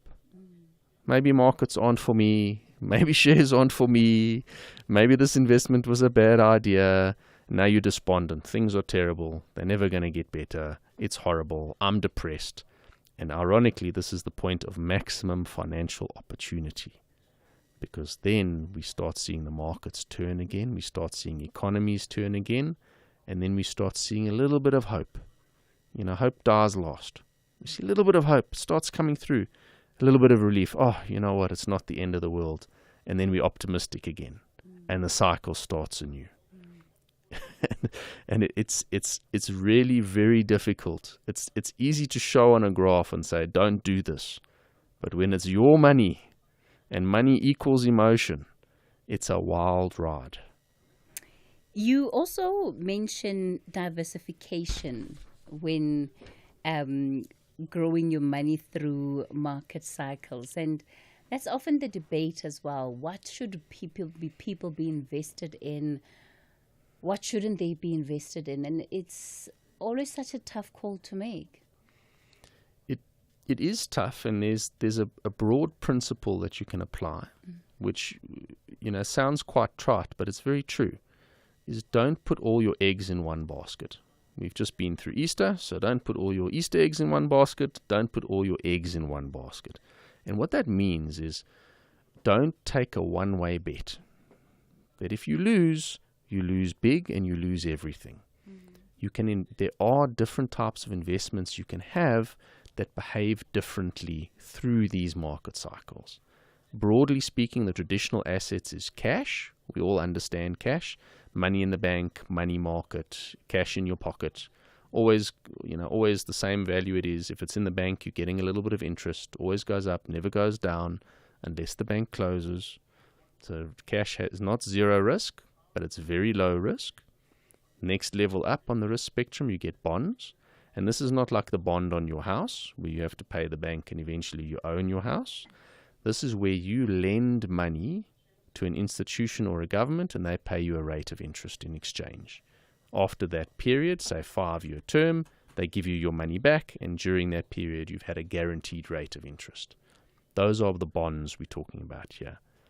Then you get property. We all understand property. It can be listed property, so companies that buy and sell properties, invest in properties, or your own property. And then you get shares or stocks. These are investments in companies where you own a piece of the company. So instead of shopping at Pick n Pay, for example, you can own a piece of the company, Pick n Pay, or Checkers, or Shoprite, or one of the banks. Any of the major companies listed in South Africa, you can own a share and participate in the growth of that company. Now, depending on your time horizon, you may want more of one type of asset or another, but the general principle is don't put all your eggs in one basket. Give yourself opportunities for alternatives to grow, and that's actually another type of asset we can talk about. All right, I want to start bringing in, Sandy, some of the questions that our listeners have sent through for you. This one is, I'm already expecting it to be a bit of a touch and go. It's about gold and Bitcoin prices, and sort of the effect on both those things with the tariff increases. Cathy, please ask Sandy why the gold price has just gone through the roof. Why the Bitcoin price is continually climbing. People have no faith in markets anymore. They are nervous. That's why they're retreating to safe havens. Mike, East London. Sandy? Hi, Mike. Thank you very much for the query, and it's not an unusual query, and it's certainly a good question. And I think a part of the answer to your question, if there is one, I mean, there are opinions. Whether there's an absolute final answer on this is debatable. But part of the answer I would give you is actually rooted in your question itself. Markets are worried, people have lost faith in the markets, and people are moving to safe haven assets. That is actually what's going on at the moment with gold and with Bitcoin. So we were about to speak about alternative assets. So your alternative assets are, for example, gold and Bitcoin. Your alternative currencies and your commodities would be alternative assets. And alternative assets are anything that should move differently and non-correlated to markets. So just because markets are going down doesn't mean these assets should go down. And that's the attractiveness of alternative assets like gold, like Bitcoin. Private equity could be another one. Art is another example. And the cycles in those type of assets are not easy to follow. So we've been tracking gold for quite a long time. And just when you think you understand gold, it does something that you just don't follow. You know, we followed a period where there were 2 wars in the world. Inflation was going through the roof, and gold did absolutely nothing. Following year, started a run-up, and it's continued running. I can't give you an absolute answer on this, but I think your question actually found out one of the answers that I would give you on gold and Bitcoin. It is an alternative assets, and people are trying to find something that they think will go up despite what's going on in the world at the moment. Is it a good idea to be moving into these alternative assets? If you're invested in markets and you're thinking, this is not looking good, too much anxiety, too much uncertainty, let's go to some of the core commodities that we know never lose their value. So it's an interesting question, and I'll take you back to the idea of market cycles. We're depressed, we're despondent, we're nervous, things are looking murky, it's looking horrible. We might be at the point of financial opportunity at the moment. So it may not make sense to exchange out your traditional assets for alternatives depending on what you're looking at and depending on the valuations. Remember, we're seeing gold at all-time highs at the moment. Are you really wanting to pay maximum price for any asset? and then hope that it goes up further. You want to try and build a case in your financial plan to understand where gold fits in, or any alternative assets. And alternative assets are diverse, a very wide field, and they are becoming much more popular. And many of the large family offices around the world do have a large allocation to alternative assets for exactly the reasons of what's going on at the moment now. Different income streams, different movement to markets. So how do we spot the opportunity then, Sandy? If yes, we're at the bottom of the market cycle and you're saying now is the best time to capitalize, how do we do that? Well, to be clear, that is not what I'm saying. Market cycles, are difficult to predict, and it's difficult to see exactly where you are in a market cycle. But in your own personal financial cycle, much easier to start trying to understand. We can understand where you are. We can understand your time horizon independent of markets. And based on that, we can understand what your asset allocation should be and what your risk profile should be based on your risk tolerance, your risk appetite, and your time horizon. All right, let's take more questions for Sandy. Good morning, Cathy. Mungezi Cendani. Can you ask your guest to share with us, listeners, the pros and cons of debt review or debt restructuring? Because I'm currently sitting with a proposal from one of the debt review companies offering to lower my installment without extending the repayment period of my debts. And I must say it looks appealing. But I have not signed anything. I just want to hear your guest. What is his take on that? Thank you. Thank you, Mungezi. And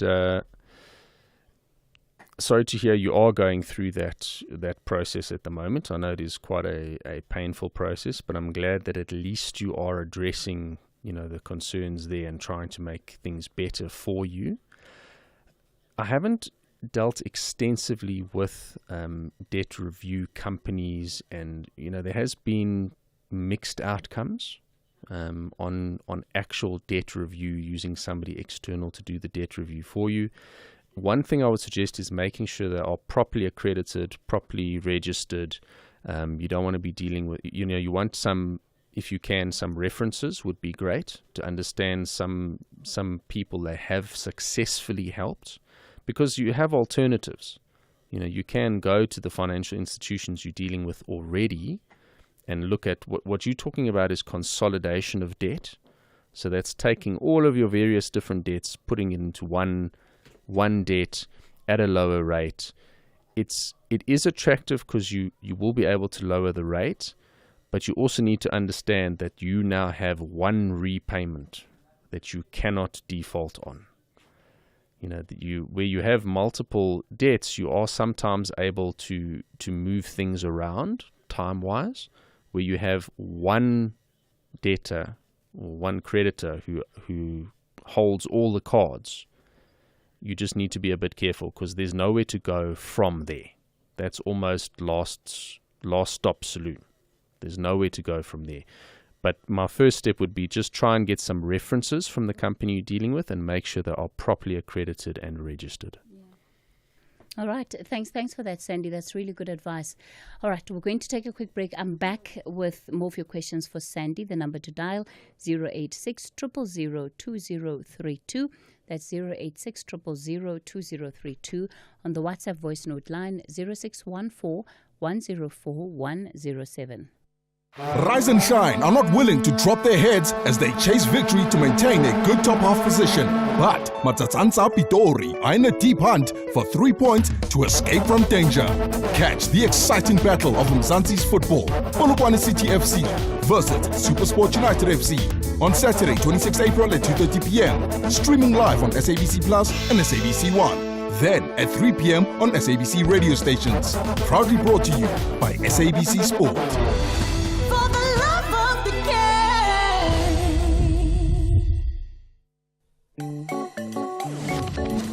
Bridget Masinga on SAFM. Dr. Ila Manga, who's an integrative medical doctor, brain flossing. What is it and who needs it? I've heard all the terms before, never heard this one. We accumulate mental clutter Okay. just through everyday life experiences.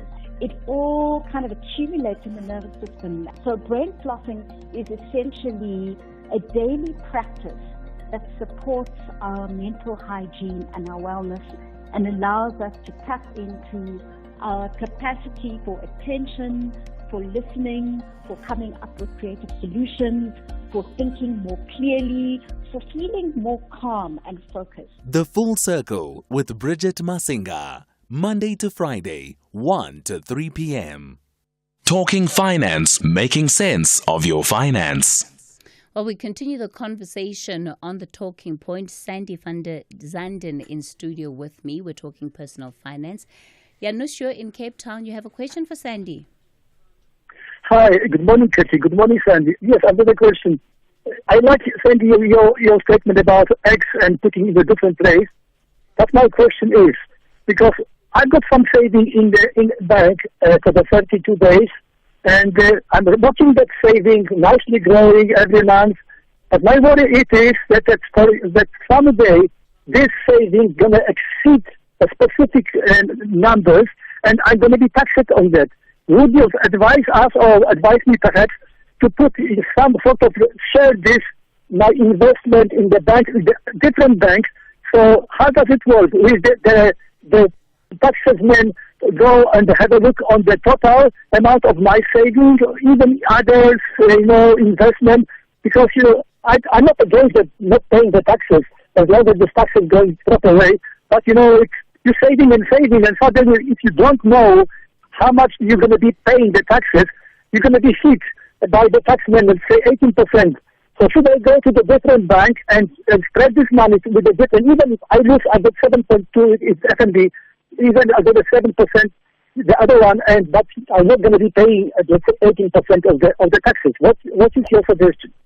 Janusz, just to understand, what kind of account is it? Is it a savings account? Yes, saving account.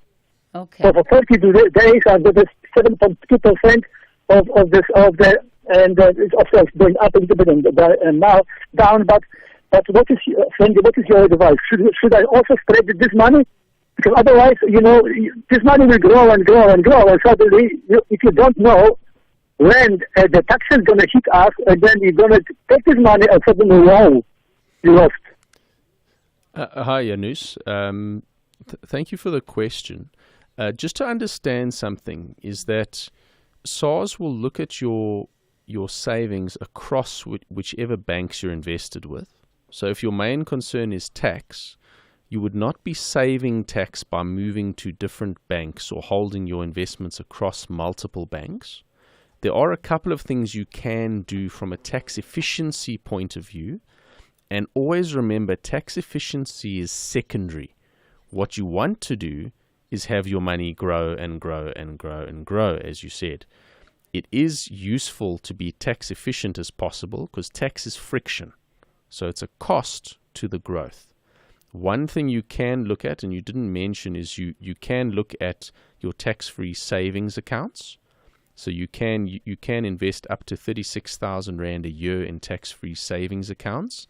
And then the interest inside there is entirely tax-free. There is also, you do get your interest exemption for the year, where you can earn tax-exempt interest over and above that in your normal bank account. You didn't mention if you are married, Janusz, but you are able. Are you married, Janusz?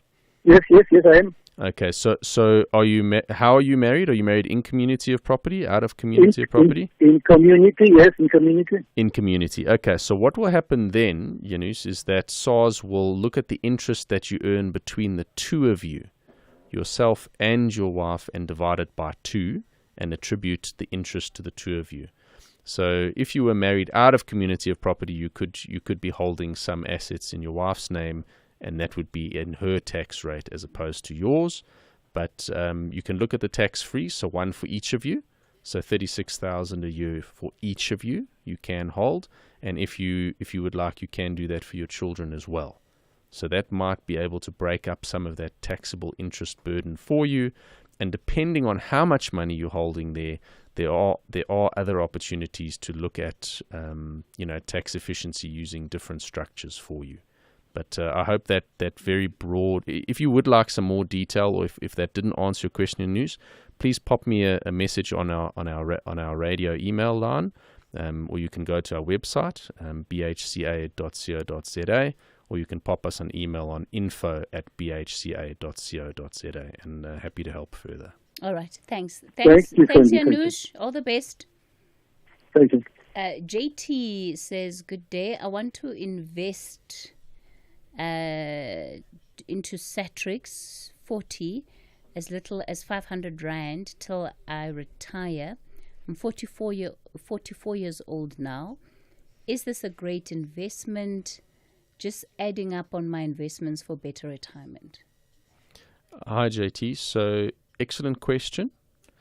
What you're talking about is investing in a tracker fund. So the Satrix 40 invests in the top 40 companies in South Africa. So you would get some foreign listed companies that you would be investing in there as well, which is great. So you're getting some geographical diversification. You are accessing it at a very low monthly investment amount, which is perfect. And you can do it directly. So is it a good investment? For a long-term investment, yes. Passive investment, perfect. As part of your overall plan, I think it's absolutely fine. Okay. Let's play this question then on investment and duration of investments. Dumelang. Cathy, I hear you just say the best way is to stay invested. But Cathy, let's look this thing on the both ways, right? For how long we must invest? 5 years, 10 years, 20 years? Because Cathy, sometimes you invest the money,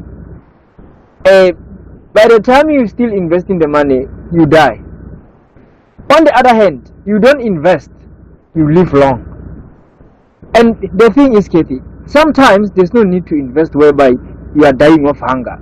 How will you invest when you don't have food on the table? Skosana here. Skosana, great question.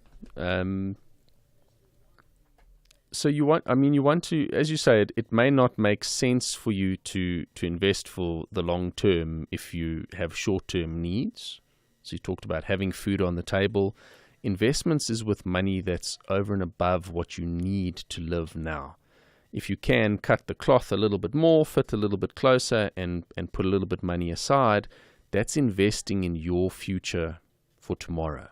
It's something you're not using today. You're putting it aside. It's delayed gratification. You're trying to put something aside for your future, even though things may be hard now. And you raised an important question, how long is long term? And that actually becomes quite personal. So if you're talking to a 90-year-old grandmother, long term could be 2 months, short term or medium term could be 1 month, and short term could be a week. If you're talking to a 25-year-old, long term could be 30 years, medium term could be 10 years, short term could be 1 year. So it does depend a lot on your personal circumstances, your age, and your requirements. You're 100% right. All right. Somebody wants to know if gold is going to reach the $4,000 mark. Do you think so? Let me just go back to what it's trading at this morning. I saw it was quite high, $3,471. So certainly it could get there. I'm by no means predicting one way or the other. Yeah. I do think at some point it will get there. The question is when, and in your lifetime, who knows with these things. We could be at the peak, it could be pulling back, we could be at the start of a multi-year commodity run for gold. It's impossible to predict these things. It's a fool's errand. Personally, I do think it will get there. When it gets there and how long it takes to get there is a personal opinion and consider it a guess. Yeah. It's certainly not advice. Okay, thank you for that, Sandy. Just again, you gave out your contact details a short while ago, but maybe do it again. Yes, sure. So if you'd like to mail us, our email address is info@bhca.co.za, and if you can also find it via our website, which is www.bhca.co.za. You will also be able to find the recent Spirit of Youth webinar that we held. It does pop up in front of your screen, so if you did miss it, you are able to rewatch it as well. Sandy, thank you so much for coming into studio. That's Sandy there bringing us our segment on personal finance. It's time for your latest 11 o'clock news update.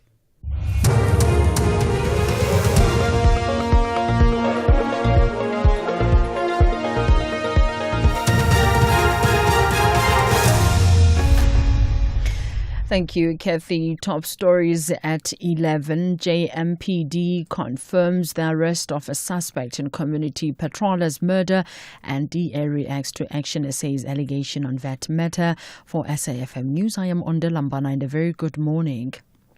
The Johannesburg Metropolitan Police Department has confirmed the arrest of a 32-year-old suspect in connection with the murder of community patrollers in an informal settlement in northern Pretoria. The incident happened in the Mary Me informal settlement in Soshanguve last month. The arrest was made on Saturday after officers received a tip-off. JMPD spokesperson Xolani Fihla. Acting on the information, officers located the suspect, who matched the provided description at a specific residence. The officers tactically entered the property, managed to search the premises, and apprehended the wanted suspect hiding behind a refrigerator in the kitchen. During the arrest, an unlicensed firearm and one live round of ammunition were found in the suspect's possession. The firearm was seized and submitted for ballistic testing. The suspect was detained at Soshanguve SAPS and is due to appear in court soon. Gauteng Traffic Police say preliminary statistics show that there might be a decrease in fatal crashes during the Easter weekend. 19 deaths have been recorded on Gauteng roads. The possible reduction is attributed to the implementation of various effective road safety measures. Gauteng Traffic Police spokesperson Obed Sibasa. Note, we might have dropped. However, one death is one too many. Gauteng Traffic Police and Road Safety Promotions urges road users to respect road regulations. By complying, that will cap road accidents and aid authorities in realizing the objective of reducing crashes, carnages, and fatalities. The Democratic Alliance is in the Western Cape High Court to challenge the impending May VAT increase. The party argues that the tax hike would intensify South Africa's cost of living crisis. Meanwhile, the DA has denied Action SA's allegation that it's complicit in the initial 2 percentage point VAT that led to the scrapping of Finance Minister Enoch Godongwana's original budget speech. DA Federal Chairperson is Dr. Ivan Meyer. The Deputy Minister, as a Saropan, is a trustworthy person, a reliable person, an honest and an ethical person. There were a number of meetings where he was present together with the National Minister. We have flatly, from the beginning, opposed the VAT increase, and he said so in those meetings. He is on record that he opposed it, so there's no way that Action SA can claim that the Deputy Minister of Finance knew or supported a VAT increase. It is absolutely not true.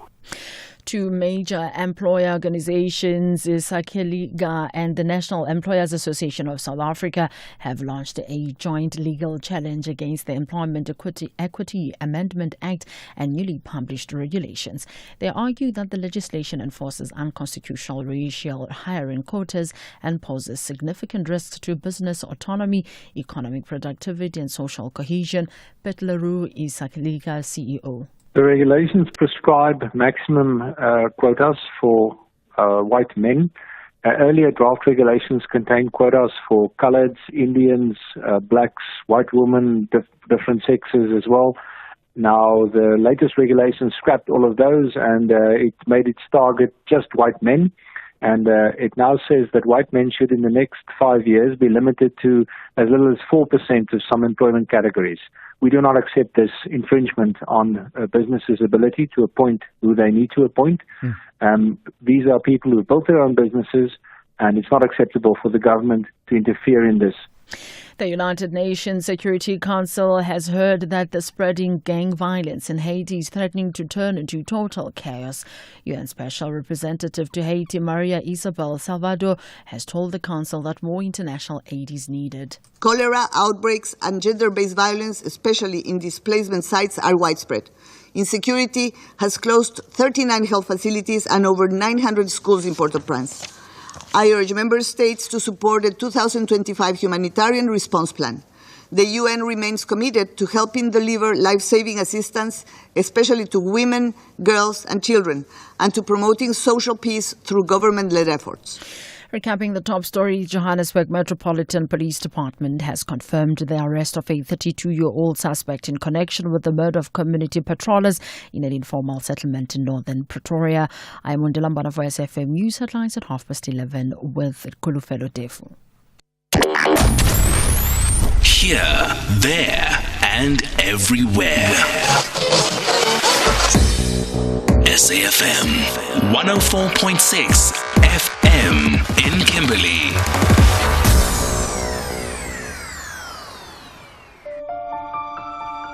Meet Maria. Meet her family, the Ramirez. One wrong step and they will have you swimming with the fishes. Meet Amadeo, a trained lawyer and member of the rival business clan, the Mateus. The two fall in love, and Maria's dreams of a happily ever after change when Madeo is murdered at their wedding. Their daughter, Jo, despises her mother's humble beginnings and will do anything to steal all of Maria's fortune. This is the world of Sweet Diva. Airs weekdays at 4:30 p.m. only on S3. Open up.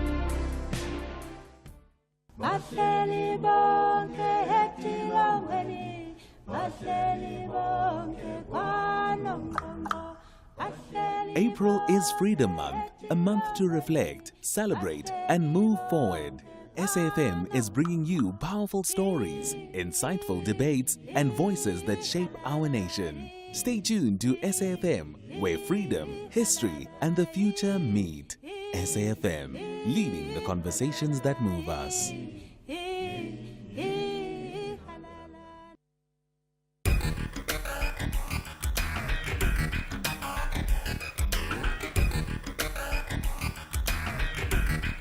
The Talking Point with Cathy Mohlahlana. Weekdays, 9 a.m. till midday.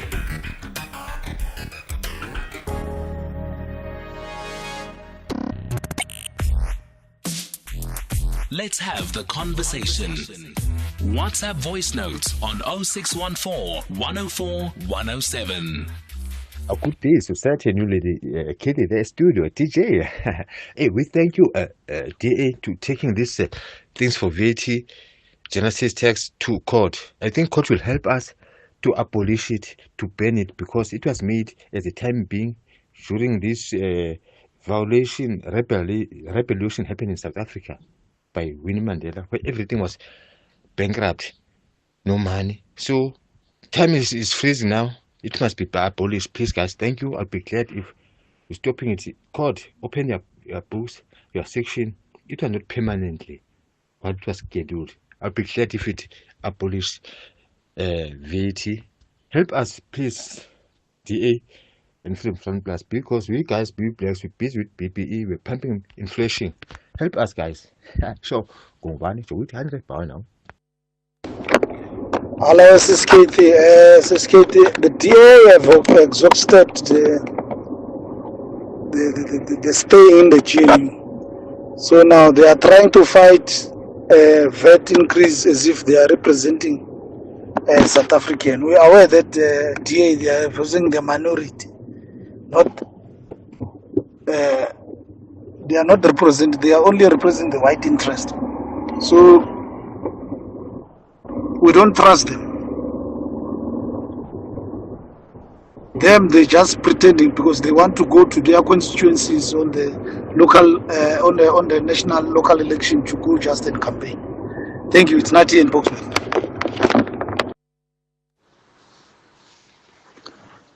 Morning, Cathy.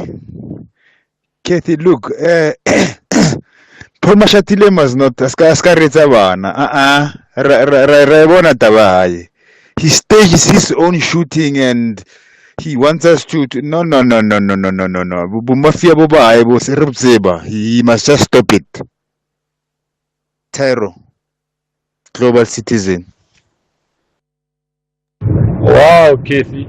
And you are one of the reasons why Orlando Pirates couldn't play in their home ground. So they had to play somewhere in a foreign stadium. That's why they drew. If Pirate doesn't bring a star back, we blame you, Katie, and your Grace Bible Church. You have denied South Africans the happiness. You are against happy people. I see, Katie. I hope you enjoyed your Easter. While we Mabagabaga, we are now nervous because you robbed us of our stadium, Katie. You and your Grace Bible Church. Savage from Attersville. What's my lerata dintwa? You love controversy. By the way, I watched that game. I thought Pirates was absolutely phenomenal. Look, both teams were quite solid, but at this point you might have an idea of which team I support. But the record must show that on Saturday night, I was supporting Pirates, and I wanted them to score so badly, and it just didn't happen, and I was so bummed. But yeah, that's how it goes. So we were in that boat together.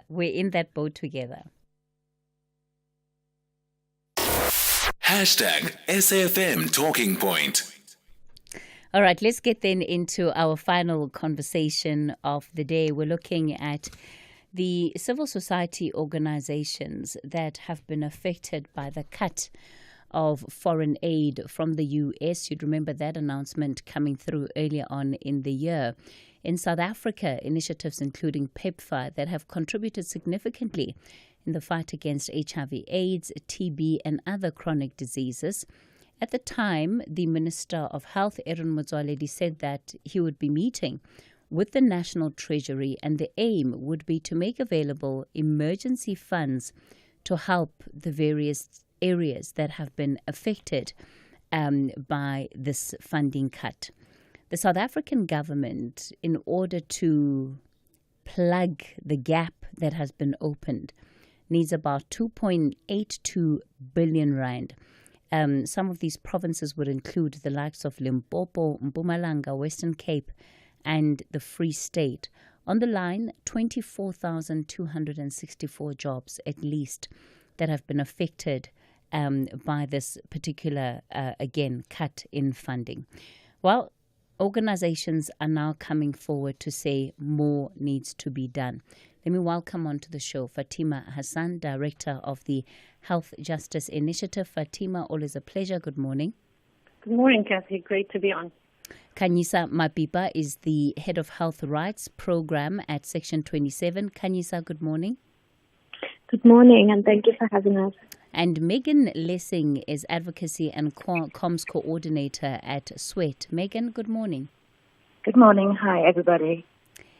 Fatima, let me begin with you. We seem to have quite a rapid response, at least at the time that the announcements around these cuts were happening, right? Rapid response in the sense that we had civil society, we have government, all expressing concern and all really seemingly focused on how it is that we were going to cushion the impact of not having this income. One fast forward to the budget speech and what has happened beyond that, and it seems that that momentum has not necessarily carried through, that we haven't seen much of that commitment to cushion the impact follow through even in our budgeting. Correct, Cathy. I think you've hit the nail on the head. There's been a shocking lack of momentum on the part of government, which includes the Department of Health. as well as the National Treasury and the Office of the Presidency. So we've heard some beautiful words and statements, once again, like we have in many other epidemics, about government being concerned about the impact of the cuts, not just for existing services and programs, but also for ongoing research and clinical trials. But we just don't have a plan. We've been communicating with government since early February, asking for two things. What is the plan for emergency allocation of funds and resources, so we don't have a hemorrhaging of the services, we don't lose critical staff, we don't lose critical research, and we've also been asking for the plan. And it's now sort of towards the end of April, and we don't have an emergency allocation of funds to cater for the cuts, and we don't have a plan. We have undertakings to consult, to meet with different groups, to have conversations, but we certainly don't see a plan on the table. And we've just learned in the last week that the Department of Health finally admitted that they're working on a plan to submit an emergency request for an allocation of funds from the Minister of Finance. So the situation at the moment and on the ground is that the National Treasury, it appears, is waiting now in April still for the Department of Health to provide it with critical data, information and numbers to be able to make an assessment of whether the Finance Department can actually make an emergency allocation. And Kanisa and others can speak to this, but that would still then require parliamentary approval. The Health Minister has spoken a number of times to this issue, Fatima. Among some of the things he's mentioned has been how, yes, this funding has been useful, but South Africa largely funds its own HIV treatment campaigns. It's able to sort of do the work even without the assistance of the US. Do you think that to some extent, because that is the view that the minister has, then there is no urgency around resolving it? Because, of course, it largely seeks to say that, yes, these services might be there, but they could well be seen as optional extras. And when it comes to the fundamentals, the health department has that intact. So, yeah, I mean, fair comment, it could be true, but I think the problem with that kind of thinking on the part of the department or the minister is that even though PEPFAR may have accounted for what people are calling 17% of the health budget, that 17% was significant, not just in terms of financial allocations, but also in terms of the actual services and the type of services that were provided, particularly for marginalized groups and for specialized services. It also funded, in addition to government, there was also a stream of funding for critical NGOs that were providing key screening, counseling, testing services, services for mental health, services for specialized groupings that the public health system does not ordinarily properly treat or properly address, either because the system is overwhelmed or either because these specialized groups are just an afterthought for the public health system. In addition to the 17%, U.S. funding was also being directed to critical vaccine and HIV and TB prevention research and clinical trials. So I think the fuller situation and the situation on the ground is a total disruption of services. There are concerns about increased HIV infections, multi-drug resistance because people aren't able to access their ARVs at a site where they were picking them up last year or the year before that, before the Trump cuts came into effect. So the disruption is real. The urgency, unfortunately, is not matching the needs on the ground and the situation on the ground. And, the program implementers, the community health workers that have been working on the ground are telling a story of the last 3 months of total disruption. The department is not unaware of this.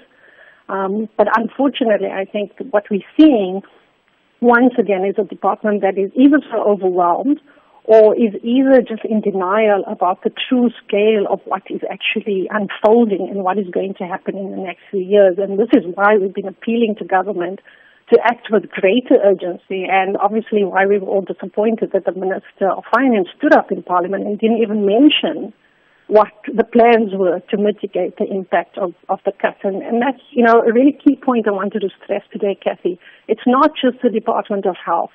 It's the Department of Health and the Department of Finance cannot work together hand in hand, and if each one is blaming the other one for the lack of funding currently now as an emergency allocation on the table, then I think we all have to be really worried. This government has to act in concert with each other. You can't, have departments working in silos. And this is why we've said to the presidency, you need to show leadership and you need to take the lead. And unfortunately, that's not what we're seeing.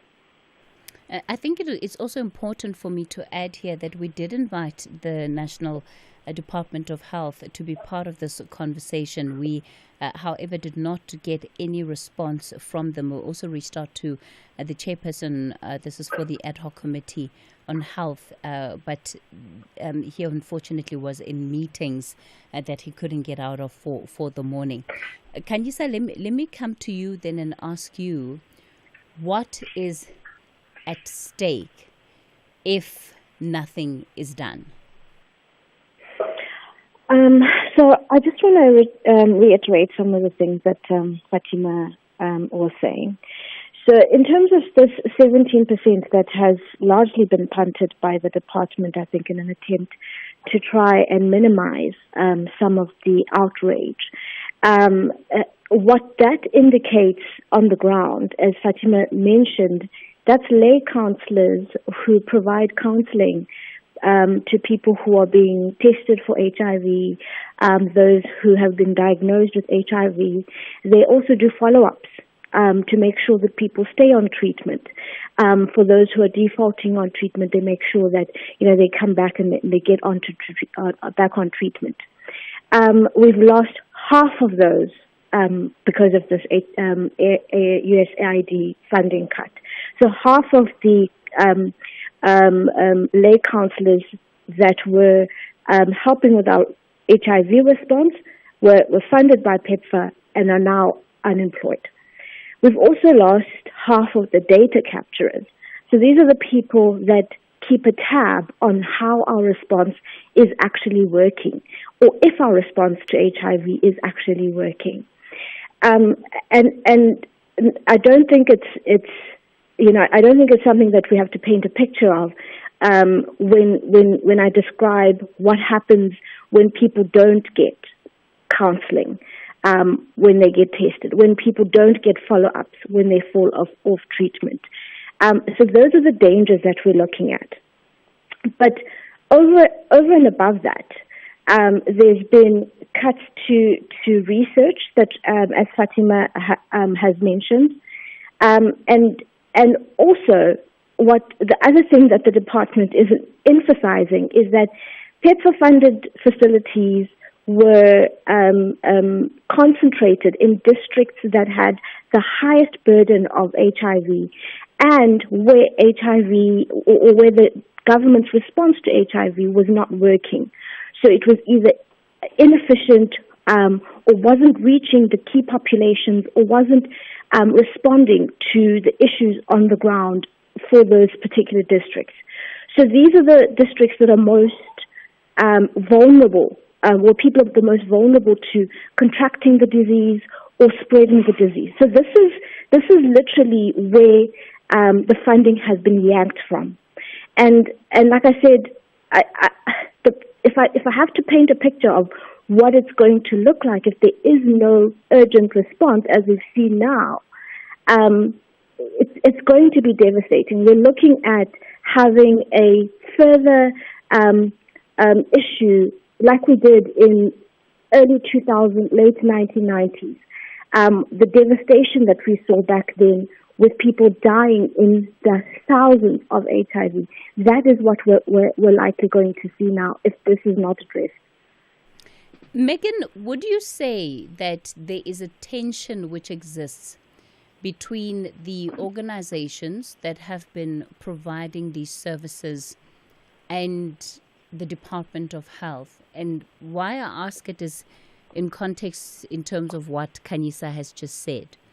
that often these organizations are in areas where the department or the work that the department is doing there is seemingly not enough, where there are gaps. So has this created tensions between NGOs and the department? And I wonder to what extent then that also influences the response, at least in your view. I really cannot speak to whether the tension is post what happened or whether it was always there. But what I can speak to is that I think we have to go a little bit back when this first happened. So, the suddenness of it. And the populations that we work with sex workers, and I'm sure other organizations who work with other key populations can attest to that. The absolute and utter chaos, that level of suddenness, what happened at the time. And I mean, it put people in a position where they had to start cold calling state healthcare facilities. Some have no proof of the medication they were taking. There's no history of maybe a default history and then a determination of what medication they should be taking. And that would be really bad for medications like ARVs and for PrEP. I mean, let's be honest, also most state facilities don't even provide PrEP or have PrEP.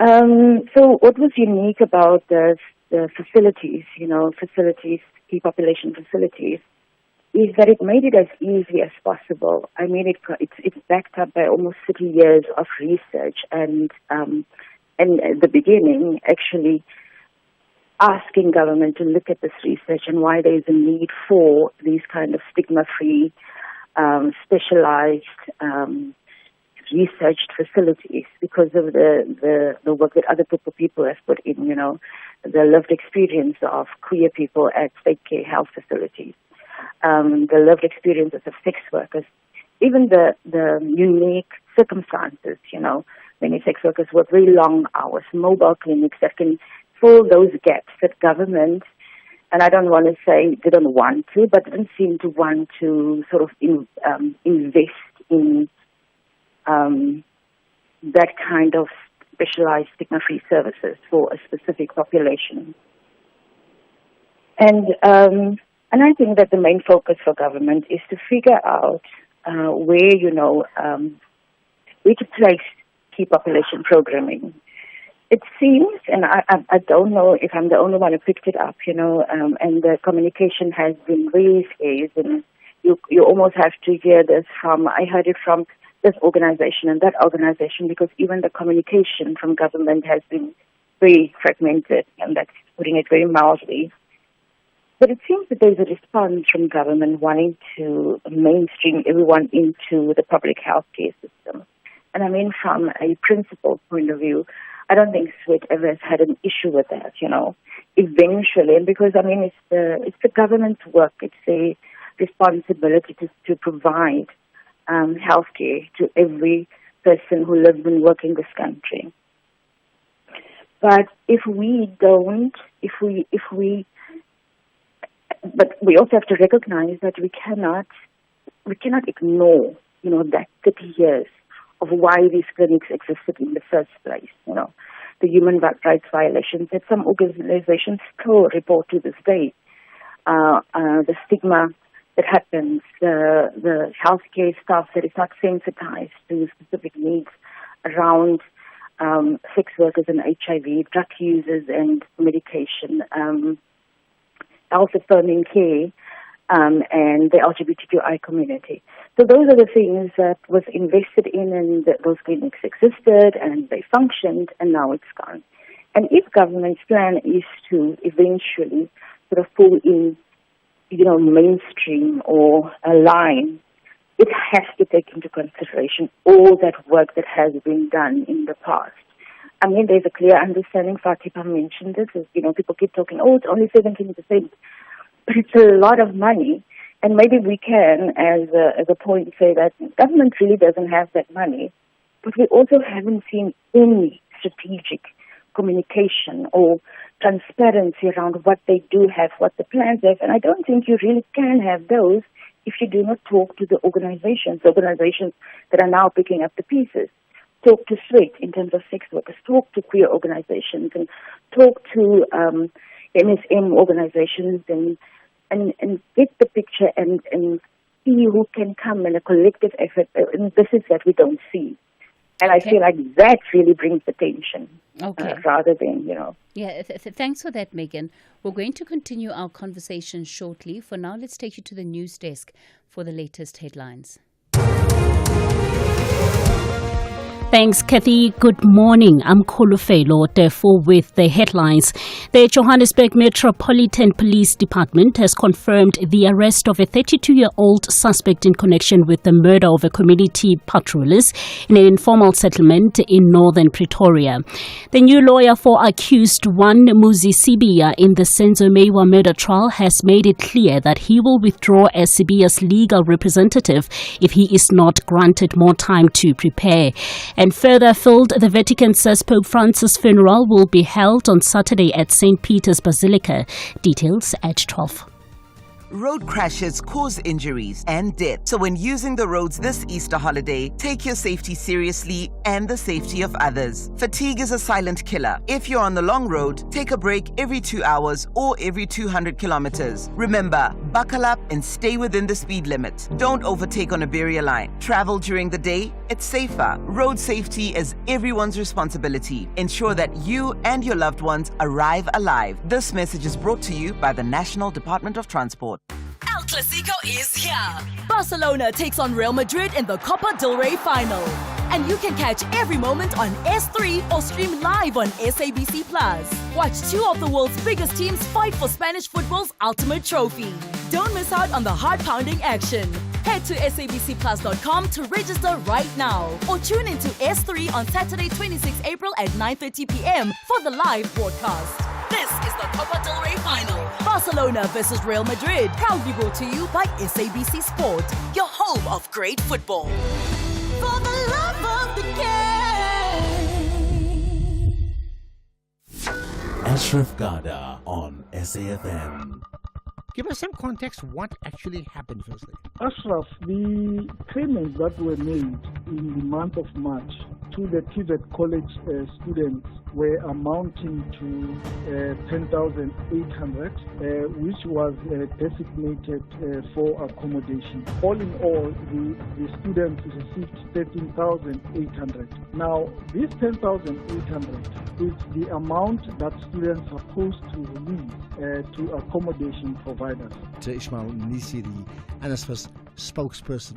The National Pulse, weekdays, 3 to 6 p.m. Missed it? Find the podcast at safm.co.za. The Talking Point with Cathy Mohlahlana, weekdays, 9 a.m. till midday. We continue the conversation on The Talking Point. Civil society groups concerned about the lack of an emergency plan. This is to release funding to assist those organizations who've been affected by the cutting of aid of the U.S. That, of course, went into crucial programs around HIV/AIDS and TB in this country. Joining us for this conversation, Fatima Hassan. She's the director of the Health Justice Initiative.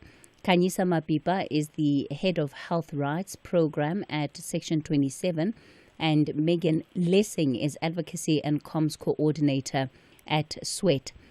Fatima, what then becomes the way forward in this situation? I think that how Megan explained it really helped to paint a picture for us in terms of where the difficulties might be. So even if we're to look at the idea of the health department wanting to mainstream all of these different organizations, within the health sector to maybe become absorbed or to be an extension of the services that it offers, is that a good thing? Is that a bad thing? But also, what does it mean for the present? Thanks, Cathy. I think, if we just put a few things in perspective, the 17% amounts to several billion rands. It's more money that's currently sitting in the emergency reserve fund for the entire country. And that was 17% per annum. So while it may seem like a small, under 20% of the total HIV budget, and we provide and fund our own ARVs, we're talking of a few billion rand just for direct services for HIV and TB. And then in addition to that is a few billion rand for the clinical research, which we can talk about later. So what's required now, which is what we've been saying to government from early Feb already, is that in order to move towards a model of self-reliance, and yes, there are services that can be absorbed into the public health system, there are also services that may not easily be absorbed into the public health system in the next 12 to 18 months. So you need a short-term plan, you need a medium-term plan, and then you need a longer-term plan, which should be guided by public health evidence, as Megan has suggested. There are some services which work better in parallel to the Department of Health programming, but obviously in partnership with them. And I just wanted to clarify. All right. Sorry about that. Fatima, are you still on the line? Yes. Okay. I just wanted to clarify that all of the NGOs or the program implementers that we're talking about that have supported government the last 15 to 20 years to provide... Fatima, I'm going to ask you just to hang 10 while we kill Sure. that tone or that line that's gone dead. All right. I think we've been able to deal with it. You can continue. So if I just backtrack a bit, all of the program implementers and NGOs that have been providing services, direct services, indirect services, data capturing, surveillance information, counseling, screening, a number of services that they've all provided, all of them have done that in partnership with the Department of Health. Nobody can start an NGO and provide services within the public health system without the permission and the support of the National Department of Health. And there was discussions already underway last year in order to make not just South Africa but other countries that were receiving with self-reliance over time. Unfortunately, that plan got interrupted by the new administration that came into the U.S. And so that need to get countries like South Africa to become totally self-reliant and not rely on external funding, that timeline has been pushed forward. And this is why we've been saying to government, well, that has to go in the top drawer now. We now need an emergency plan to deal with the new political reality that the funding is not going to continue, and that is definitely what happened. The so-called 90-day review, there's been further cuts. So in order to create a model of self-reliance, but where you provide the best possible public health service based on public health evidence, you need to ensure that right now we have the necessary funding for the next few months, for the next year, for the next few years, and that we have the correct method of providing those services to all populations and to all vulnerable groups. And in order to do that, one just has to look at the modeling and the data in terms of why that is critical and urgent and important. Even though the department's own study that they've commissioned from a group of researchers at Wits University is saying that if there's no response and if there isn't adequate funding and if there's no plan that's activated within the next few months, then you're going to have hundreds of thousands of new HIV infections in the country. Other studies, modeling studies, have predicted that without the PEPFAR funding, without the 17% plus more that's injected into the South African health system within the next 5 to 10 years, you could even see an increase in the number of HIV-related deaths. And that's when we say it would take us back to the early 2000s. Cathy, you remember the battle we had then and the mortality and morbidity that we had to deal with. And that is why an urgent response is so essential. This is not about us trying to pick a fight with the Department of Health. That's not the aim and intention of challenging them, of questioning them, of asking them who they've met with, of asking them what the financial plan is. But you can't develop an informed response in the short to medium to long term without consulting all the different groups that are affected and without consulting all the program implementers who have been doing this work on the ground. It's not sufficient to only focus on the salaries of the PEPFAR staff within the Department of Health. that's just step one. That's just a drop in the ocean. So we definitely need a proper, robust plan, and we need the support of all relevant health departments, which currently is, I think, in my opinion, difficult because we have a government of national unity with different political parties who have different ideas of how to respond to the Trump cuts and to the crisis that has now been created, not just for health, but for climate justice and other movements as well. Kanisa, do you think that, some of these figures that Fatima has read around what's at stake, that those could be read as partly alarmist? Maybe the department doesn't actually truly agree with the view that you as civil society have? Well, firstly, I wouldn't say that those numbers are alarmist. I think they're actually quite accurate. And the department itself knows that those numbers are accurate. But what we have had as a response from the department not so long ago, there was a meeting held with civil society, and there were remarks made there in that meeting by the minister to the effect that, the department is now expected to fund these NGOs who have bloated salaries and whose CEOs are getting exorbitant salaries, and essentially diminishing the work that is done by NGOs in this space, and particularly PEPFAR-funded NGOs. And not only does that hurt, but it is entirely untrue.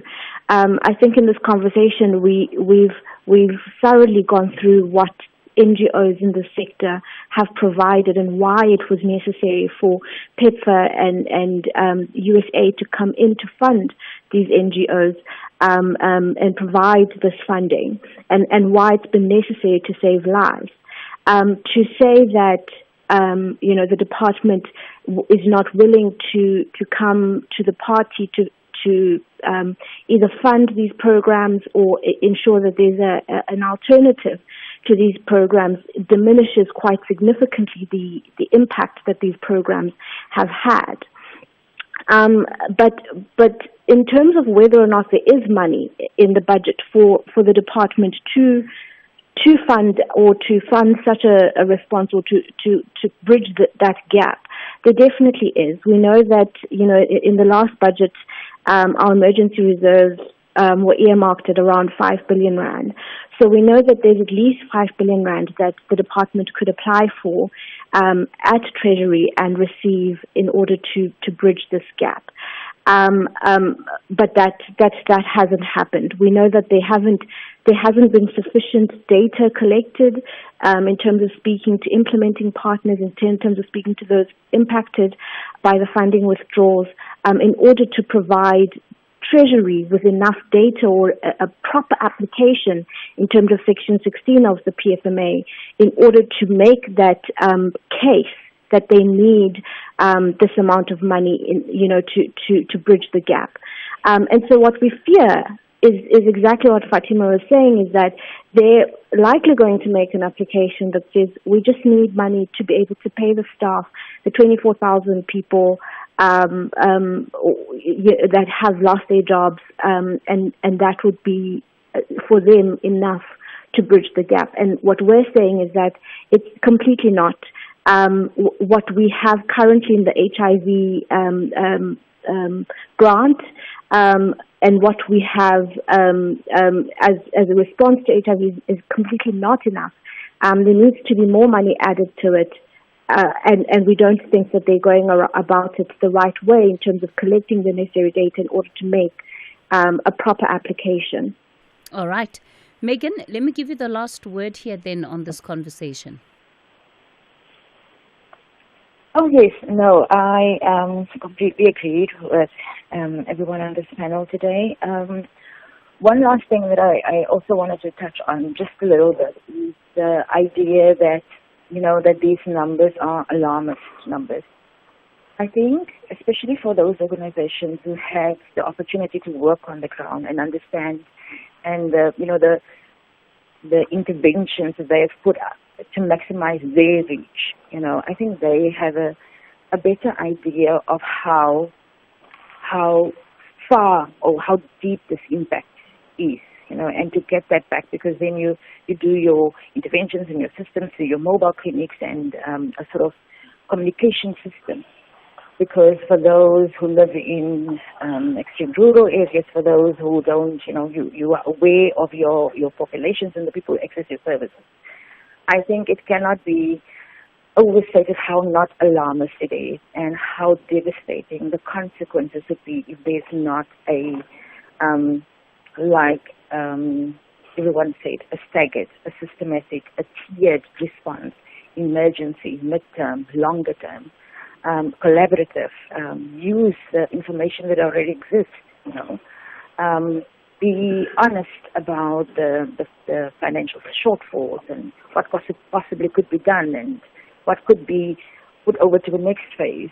And those are the things that we are looking forward to being a part of, but we see now that there is very little coordination, not just with the government response to the crisis, but also government response amongst each other. Very little communication, coordination, there's just nothing. And there is something in us that says that maybe this is not a priority that we understand it to be, a priority that can have devastating consequences if there is not a government intervention. So this is what we are, where we are. All right. Let me thank you all for coming onto the show. I think the case has been very clearly articulated for why it is you all believe that there needs to be emergency funding to assist these very many organizations and the work that they have done in this country over the last 3 decades. Megan Lessing, Kanyisa Mabiba, and Fatima Hassan, thank you for your time and your contributions to our conversations this morning. That brings us to the end of the show. Up next is the book reading, of course, the talking point. Back with you tomorrow between 9 and midday. The wait is over. I've been hustling, grinding, and now it's time for the glow up you've been waiting for. Unapologetically, made the bed. From the grind to the glam. Anelezondo The Glow Up on Saturdays at 8 p.m. only on SABC 1, Mzansi for sure.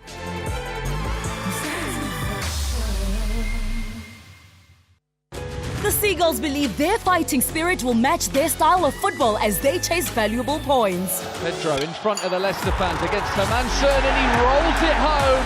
Joao Pedro gives Albion the lead. While the Hammers have a big task to prevail away from home. Clips it in there and Bowen! And West Ham United have turned this game around. This is the Premier League. Catch the nail-biting action. Brighton and Hove Albion versus West Ham United FC on Saturday, 26 April at 3:30 p.m. live on S3. Also available at your fingertips on SABC Plus. Proudly brought to you by SABC Sport. For the love of the game.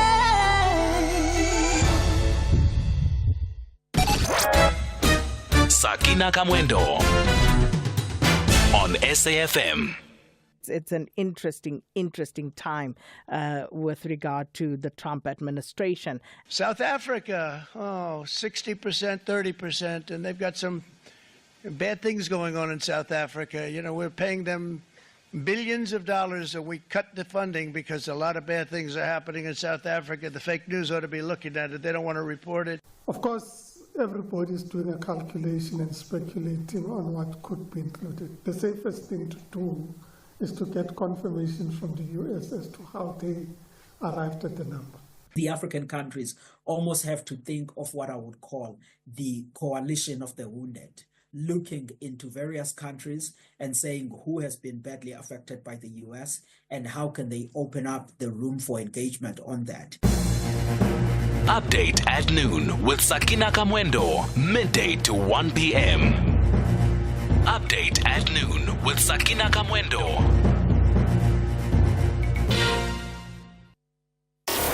Hashtag SAFM Talking Point. The book reading. Please note that the views expressed in this book are not that of the station. Listeners' discretion is advised. SAFM presents another episode of the book The Thing with Zola by Zibu Sitole, read by Lerato Mvelase. Zola closed her eyes, but couldn't fall back asleep. She was stressed about the expo and wished Mbali could be there to support her. But that would be a disaster. Both Oguhle and her mother would be there, and Zola didn't want to imagine the fireworks if he pitched up. She lay in Mbali's arms until his alarm went off 2 hours later. Normally, she would have already been on a taxi by now and on her way to joining the snaking line for her second.